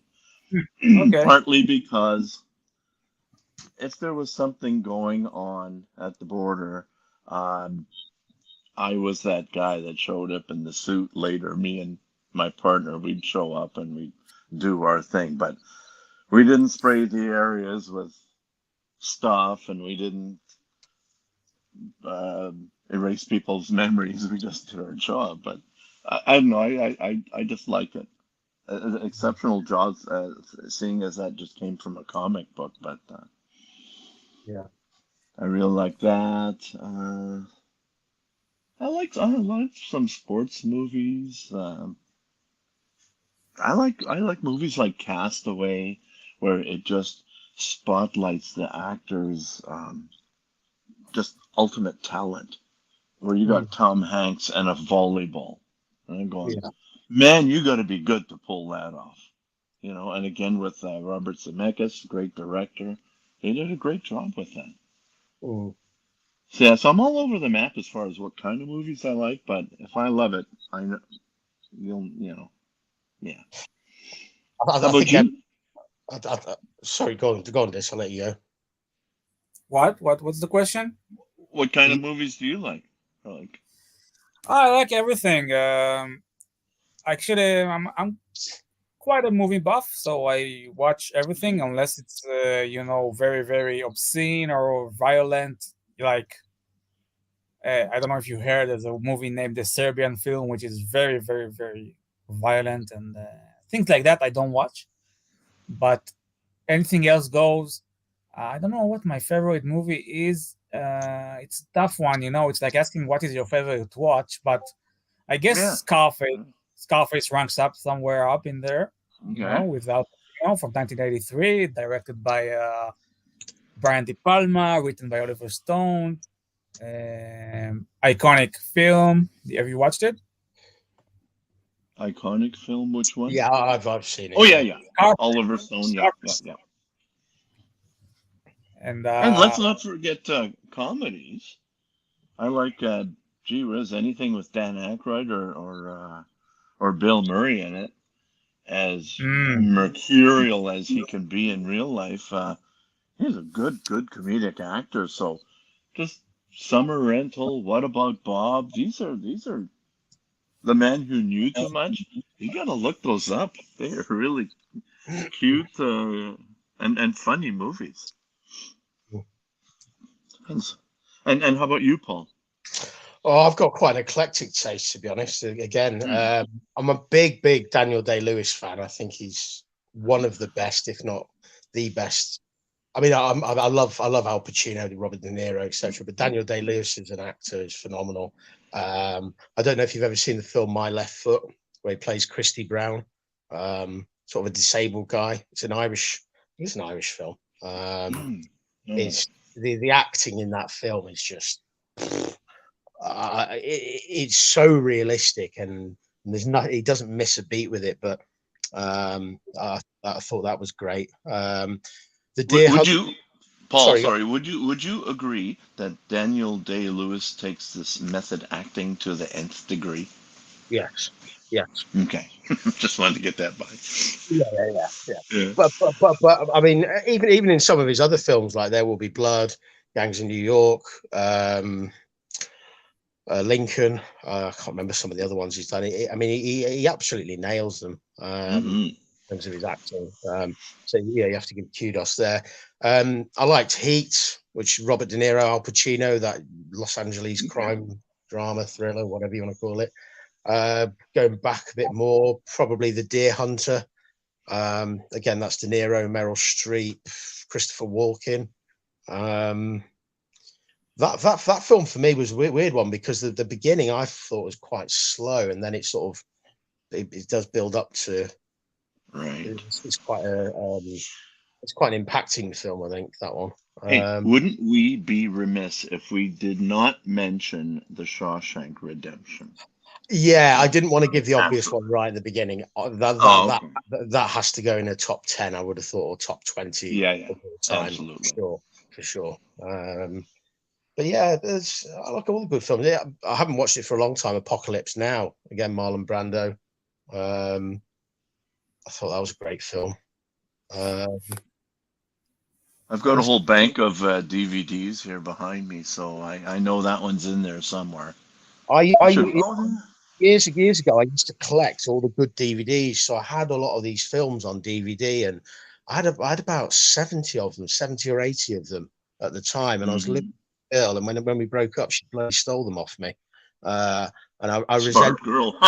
Yeah, bloody cowbag. Yeah, I sort of resent, because I lost them all in one go. I was like, I resented going and buying them again, but yeah, so I never really built them up. But you don't really, with the advent of the internet and streaming channels, I guess you don't really need them anymore, do you? No. And hey, what about James Bond? There's not one particular one that just goes, oh, it's the best movie in the world, but collectively I love them. So Yeah. naturally I had to buy the whole set. Yeah, it's the iconic, really, aren't they? The James Bond films. Just good fun. Yeah. I'm trying to think of some other ones that I've seen that I really liked. I mean, more recent ones. I think as an actor, Denzel Washington's really, really good. Yes, I agree. What was the film called? Man on Fire, where he's trying to look after that young girl from the rich family. I thought that was a good film. Trying to think of some other ones now. Can never think of hard. It's hard to think of. Al Pacino as well. I think Carlito's Way was a good one. That was a bit of a gangstery one for you, Dis. Dog Day Afternoon. Yeah. Yeah, With the Donnie, yep. Donnie Brasco. Oh yeah, yeah, good one there. Yeah. Yeah. Mhm. There's been some good ones. Serpico. yeah. Serpico. Yeah. Yeah, that's a good one. Oh, I know Al Pacino wasn't in this one, but Goodfellas. Goodfellas? Yeah, Oh Yeah. yeah, good for yeah, of course. Yeah. that was a good one. Yeah. Definitely. Yeah, yeah, masterpiece. And And that one of the leads, he just passed away too. yeah, Ray Liotta. Yeah, that's it. Yeah. Mm-hmm. The names at my age become a little harder. Sometimes I forget what I had for breakfast too, so that's okay. Well, this is it. This is it. So, Yeah, Oh, Pretty Woman. what else? Turkey What? Vulture says Pretty Woman. Yeah, that was fun. That was fun. mm. No, I haven't watched that one. It's with Al Pacino, right? Oh, no. Richard Gere. Was Richard it Richard? Gere and Julia Roberts. Didn't Yeah. that film introduce us to Julia Roberts? Yeah, quite possibly, actually. Yeah. Yeah. Yeah. So, yeah. Yeah. It's Yeah. been a few good ones over the years. Okay, what's that one? True Lies. Arnold Oh yeah. Schwarzenegger and Jamie Lee Curtis. What a fun movie that was. Mm. Mm-hmm. Remember that? Yeah. Yeah, Yeah. of course. 1994. Yeah, it's a good film. Man, we could be here till 6 o'clock, or sorry, 4 hours from now talking about movies, but There's a great scene of Jamie Lee Curtis there. Where she's doing a striptease or something like that. mm-hmm. Yeah, I didn't remember that. Yeah. Oh, I love Schwarzenegger. I think he's one of my favorite actors. I like all of his 80s action movies. If you've watched He them, did well. He did that transition well from Mhm. just jumping into acting, accent and all. He was good. He's basically had three careers, hasn't he? A bodybuilder, an actor, and a Yeah, politician, which is right. completely random to And do. But rang the bell on each one. I mean, yeah, Governor, yeah. not bad, not bad. Only in America could you do that. You would never, ever in a million years be able to achieve that anywhere in Europe. Only in America could you be given the opportunity to literally flick from something totally as bizarre as bodybuilding to then going into acting to How then about become from yeah. Paul? How about from wrestling? Jesse Ventura eventually made yeah, it the governor of Minnesota. I yeah, thought, what? yeah. Are you kidding? And yet, you listen to the man. He's a very smart guy. I actually appreciated him. To be fair, it's something you have to admire about America, really. That you can literally be dead on your ass in one particular profession, and then wake up the next day and say, "I'm going to be an astronaut," and you could actually become an astronaut if you really Oh, push it, or whatever. You just those sort of opportunities, those sort of opportunities and angles, you just couldn't work it in anywhere in Europe. It just doesn't work like that over here. I'm waiting for the day when someone's dead, period, and gets elected as a senator. Hasn't that even happened once? Yeah, yeah. We're not that far off in the UK. They may as well be dead, half of them, because they don't seem to have a clue Oh, what don't even goes get on me started on politics. what goes on in the real world with the ordinary man on the street. But yeah, there we go. Right. It's a good point. There's such a major disconnect with politics, politicians, and your everyman, so to speak. Yeah. Well, I mean, you have to look at them in the UK. I mean, it's one of the most elitist countries you're going to find around, and a lot of these politicians, they go to Oxford or Cambridge, study PPE, come out, become a civil servant, then go into mainstream politics. They've never worked in the private sector. They've never suffered. They've never gone to the cash point and prayed that they've got some money there to take out. You know, and I'm sure none of them have had a red letter bill through the post either, saying this is your final warning. So you know, they're so detached from reality that yeah, they can read all the textbooks they want. There's nothing that's the same in the workplace, isn't it? There's nothing like experiencing things and going through hardship sometimes.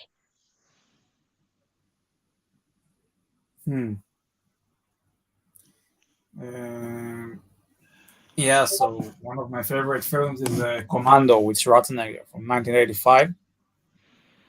If you Okay. I watch think that I one, never saw that. I heard about it. oh, it's like the perfect 80s action film. Can't recommend it enough. That Seiko watch that he was wearing, and is that from that movie? You know the It one I'm was in that talking about. movie. Yeah, of course I know. I also happen to have it here handy. I can show you Perfect. the one. Yeah. Right. This is Well, the they call it watch. the Arnold or something like that. Arnie. Arnie. There she be. Is that a bedside clock, Dick? It's big. It's chunky, eh? It's Jesus big. Christ, what the hell is that? Don't tell me that's a bloody wristwatch. Yeah. Fucking hell. What size is that? This? I It's got to think be a it's 40. 45 or 46. Nah, I don't know actually. I think it's 44 maybe. No. Oh, that's my size. This is this watch. My dad bought it in 1984. Okay. Yeah, in New York City actually. So Nice. then he went with it. He was in Lebanon in the army. You know, in all kinds of. It went through a lot of things. What make is it this? Sorry, I couldn't see my eyesight. It's a Seiko. It's a Seiko. Or is it Yeah. Seiko Turtle or? Well, no, it's not a turtle. It's I don't know. It's a line of its own, you know. In the early 80s, they made this, you know, Anna Digi watches, which were very popular. Okay. Yeah. Yeah. So Schwarzenegger wore it, and he owned the watch like personally, and he was wearing the watch in many films like Commando and Predator, stuff like that. Same one? Yes, the same one. It's his personal watch. You can see pictures of him off screen with the watch. So yeah, he really liked it, I guess. Yeah. What's more dangerous for the general public? You wearing that or wearing a PAM? Big panoramic. If you accidentally get cramp in your arm and need to stretch your arm out and accidentally hit someone in the face with that, they're going to end up in hospital. Oh, you haven't seen some of these Invictas, these monstrosities.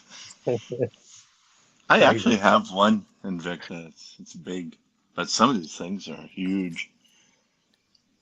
Yeah, I mean, I've never really. I sort of understand the. Oh, you got Super chat. Super chat. Thanks, Fat Fats. win back then, £5 for this electricity bill. Hey. Thank you. Although this money goes to the pontiff, not to me, but thank you very much. Streaming by the light of his laptop. I'm sure he'll send you a nice little brown envelope per this. Actually, I talked with Archie about getting paid for this show, so maybe we can work something out. You know? Yeah, you should do out of kindness anyway, even if it's a little bit. It doesn't need to be a lot, but something. Yeah, one day we'll start a super chat fund for a pole that we can strap this to, and you can stand them upright for short periods of time. Yeah, we need to get your going as well. This. What? So you need to get yours sorted as well. I know we spoke about it, but. Oh yeah, I need to get my super chat sorted. I have a problem with the super chat on my channel. Like, people wanted to super chat and they're like, I can't. I don't have the button, so missed revenue. Just kidding. I'm not doing this for the super chats. I'm just doing this for fun. Well, don't these go to Archie and make the crazy assumption just goes to the Archie stream, or who does it Yeah. go This to? one. This one. Sorry, that's No call problem. from 1996 again. Yeah. Yeah, no problem. Oh, boy. Yeah. And I don't know if people were listening in yesterday, but that thing went off twice. I'm getting rid of the landline. Probably one of the last people in Canada to get rid of his landline, but I don't know. It's just one of those things you don't even think about. Yeah. I mean, who's calling you? Like telemarketers? Who's calling you? Yeah, that's about the only people who are calling me this. Telemarketers and wrong numbers and political parties. Hey, who are you voting for? Can I take a survey? Can we have some money? Money, money, money. Everybody wants money. So I just block everybody. And I'm paying so and so much a month for it. That's silly. Mhm. Yeah, I changed my mobile number probably about a week ago, less than a week ago, Hmm. and I only gave it out to a handful of people because I haven't gone through my old phone book and messaged everyone like normal people do. And I got a call off this strange number, and it was obviously a call center abroad. And the woman speaking barely spoke English, which frustrated me in the first place, because if you're going to take the time to ring me, at least speak the language. If you're gonna I, scam me, I, speak I my don't I don't language. I don't speak bloody double Dutch or Swahili. Do you know what I mean? So Yeah. so that sort of angered me a little bit at the beginning, and then she started saying, "Oh, I've got your details here. I believe you've been in a car crash." I said, "Yeah, I was. Yeah." She said, "Apparently, it wasn't your fault." I said, "No, it was most definitely my fault." She says, "Well, you might be able to claim." I says, "No, I've tried that. Yeah, the insurance company weren't buying that one. It was my fault. I fronted the cost of it all." And she started going on and on and on and on. And I said, "Are you even listening? You're just clearly reading off a script." I said, "Go away." Well, I didn't say go away. I was a bit rude, to be honest. But I was just thinking, firstly, how have these buggers got my number already? I mean, it's only been active for about 48 hours. And two, they're ringing me and they just don't listen to anything you say. Just carry on with the script. They just ignore whatever answers you give and just carry on. The reason I have hung on to my landline is because it's attached to my burglar alarm. And to make the transition to wireless, I always thought there would be some kind of premium attached to it. So we made the call, I think, earlier this week, and as it turns out, I'm going to get 2 months free for making the change. So there we go. It pays to hold out. Yeah. I know I'm a dinosaur. I'm fixing it. Don't worry. Don't worry, guys. It's all right. I used to have a pager. I had a pager at one point when people were still, I think, they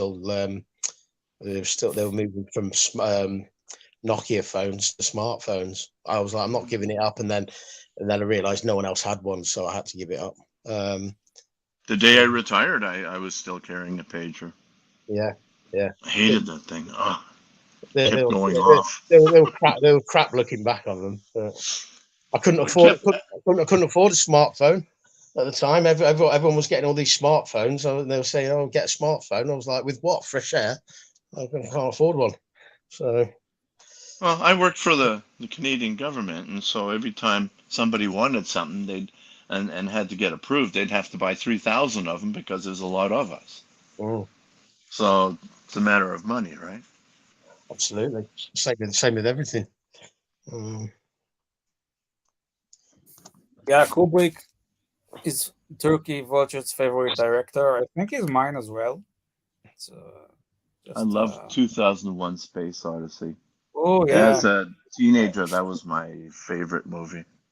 He did a Clockwork Orange as well. Yes. yeah, Yes.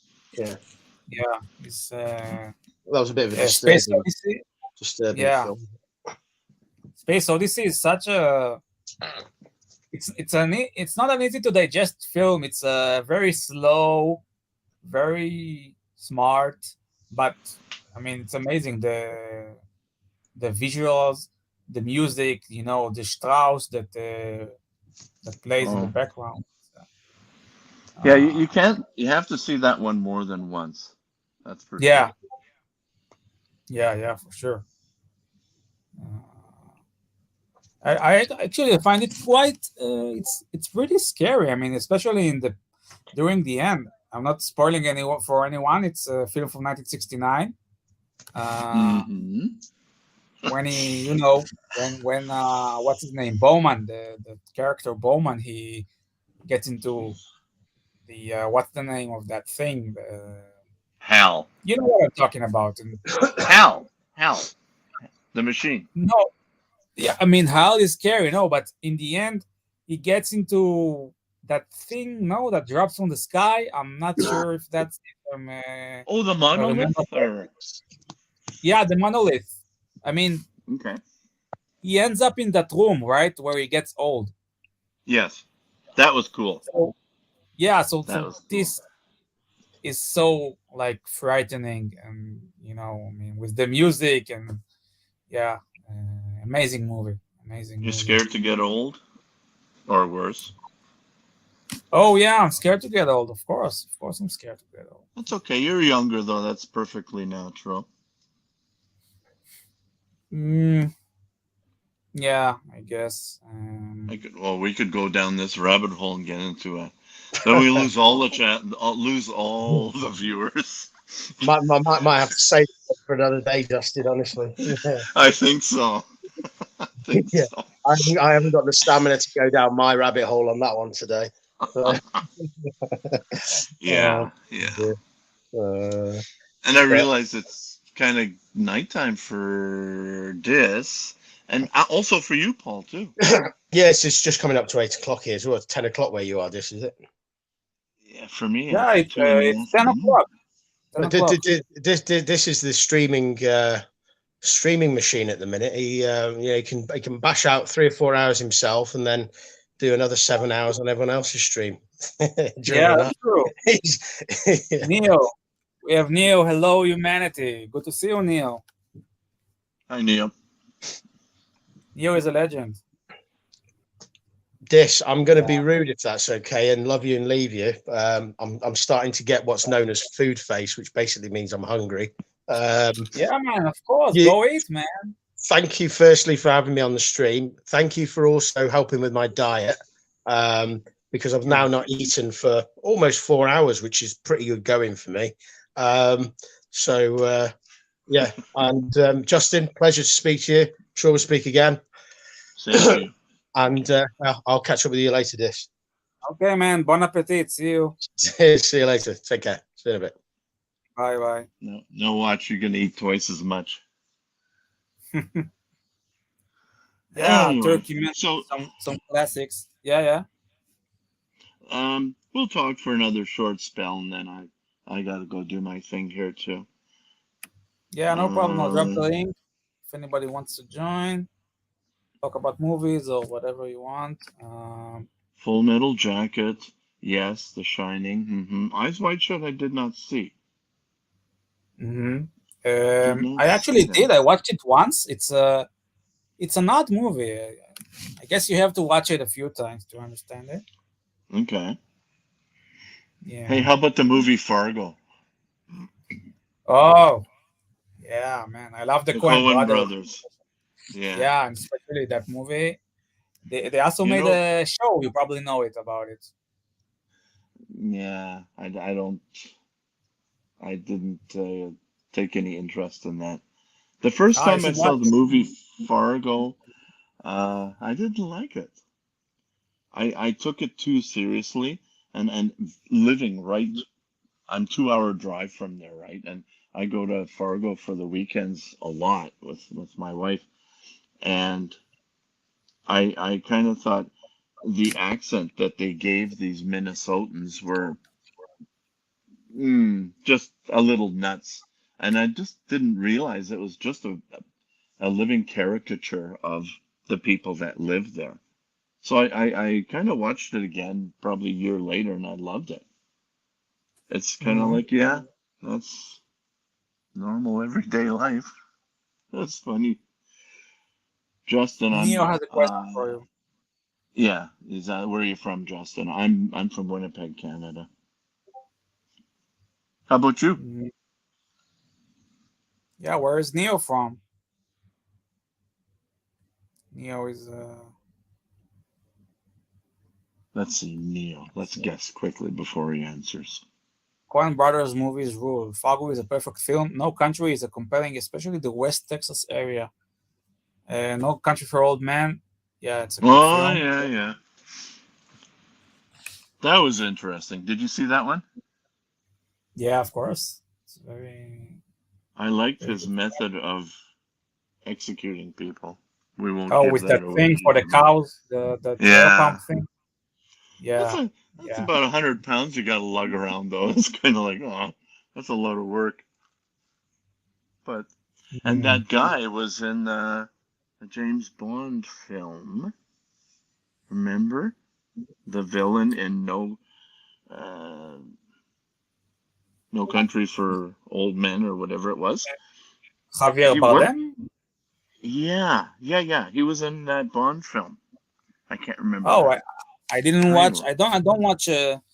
Oh, I don't watch contemporary watch Bond movies, so I don't know. okay. Mm. He was But the yeah, villain. Coen Brothers. He did a Yeah. good job. He did a very, Oh, very good job.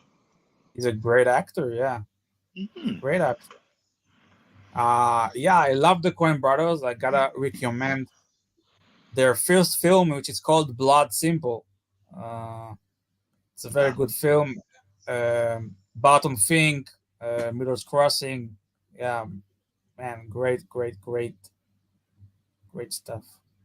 Neil's from Minnesota. I might have known. Hey, neighbor, how's it going? Skyfall. Yeah, he was the villain in Skyfall, apparently. Hmm. You know, after a while, those Bond movies, No Time to Die, Die Another Day, just kind of all blends into one after a while. But yeah, Skyfall. Hmm. Yeah. What else? Of course, we have the Big Lebowski. Have you watched it? Yeah, I did. I actually watched it twice. Some people just absolutely love that movie. I just went, nah, it's okay, I guess. Oh yeah, I you don't know. didn't. It didn't speak to me really. No, that's fine. That's fine. Yes. Tin It's Man, Ron Howard. What an excellent director. mm, Tin Man. That's a superhero man movie. Superhero movie. I don't know. Yeah, I don't Yeah, like sure, the you betcha. Marvel. Yeah, Neil's just talking in his native language. Yeah, sure, you betcha. Ufta. Yeah. You see, the thing is, I worked on the border and I made friends with a lot of my counterparts down there, go and socialize and stuff, and they do speak differently, that's for sure. Not quite that eccentric, but yeah. Yeah. Do you watch Marvel movies? You know what? Outside of, I watched one or two Iron Man, one or two Spider Man. I don't know if Batman was a Marvel movie, but I watched one of the 600 versions that they made. So I would say a little bit.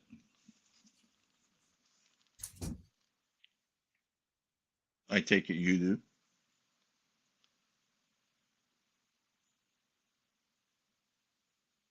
Uh-oh. Still with me there, this? Okay, just a second. Anyway, so hey, Somebody asked me a question. Anything. Well, almost anything. If we want to still talk about movies. Sorry, I had a call. I'm here That's now. fine. That's What's fine. up? I'm just Yeah. asking some of the folks in the chat just to throw us or a few questions and see what's on your mind. We're sitting here talking. What have you got to say? Me, what I've got to say. No, the people in the chat. We're sitting there yapping Oh, away, and I know they're typing, but I want to know what's on your mind. What are you yeah, just thinking about right now? bring up Unforgiven. It's a great Western with Clint Eastwood, Morgan Freeman, which Yes, good point. Good point. That yeah. Clint Eastwood, he's a good director. Yeah, of course. And then he was in that. I can't remember the title. He was in that movie where he's the nasty neighbor. Remember? Gran Torino, I think. Yeah, that's it. And then Yeah. the most recent one where he's hard on his luck and he becomes a drug mule. Remember that Oh one? yeah, when he's like an old drug mule. Yeah. Right, right. We have a Oh, question. yes, yes. Ah, my fellow countrymen from Canada, from Ontario. The biggest load of contraband I've seen. Well, he didn't specify whether I've seen it in person or on pictures that my counterparts send me whenever they'd get them. My American counterparts. They always kind of outscored us. They get when they find drugs, it's big, big, big mother loads. Um, I've just seen shiploads of this stuff, container loads, like tons of cocaine. It's cool. Uh, Myself, no. I worked right in the middle, if kind of, it's almost in the geographical center of North America, which is actually Rugby, North Dakota, but I worked on the border in Emerson, Manitoba, just north of Pembina, North Dakota. And yes, there is a I-29. It goes right from Mexico to us, but we never saw the big stuff like you would because you have to think if things are coming from source countries like Central America, South America, like Colombia and stuff, they're going to put it on the water or they're going to fly it in. Um, some of this stuff I think is just coming in through containers and they'll either land in Vancouver or Montreal and then it just gets sent inland on the rails. So a lot of that stuff, hey, it wasn't for a lack of looking, but we never got these just monster trophy shots like some of those folks did. Do you want me to test the cocaine to go make sure it's real? Oh, you mean like dipping your pinky in it and stick it in your mouth? Yeah, it looks kind of cool on TV, but it's about the dumbest thing you could do because it could be fentanyl, and that would be the last thing you ever did. Doesn't mean I haven't tried it at a party and go, yeah, it makes your tongue numb and stuff. But Yeah, well, Justin, I'm running out of steam here. I think I'll wrap this I baby know, up. I know. I can tell I'm keeping you up there, dude. No, it's not you. It's me. Hey, great Yeah. talking to you. Okay, we'll see you in the next short while. Have a good night, and bye to all the good folks in the chat. It was really great chatting with you. We'll see you again. Likewise, Okay, friends. See you. Have a great day. bye, Des. Bye bye. Okay, everybody. We are finishing this show. I'm gonna eat something myself. Thank you, everybody who participated, super chatted, had a great time. Neo, this needs meth. Nah, I'm done with drugs, man. The weed was enough for me. So yeah, I'm gonna wrap this baby up, as the pontiff says. I'll put an outro, and again, thank you everybody. It was a great time. Keep safe. Have a good time. Have a good afternoon, evening, morning, middle of the night, whatever. And I'll see you soon in the dungeon. So for now, ta-ta.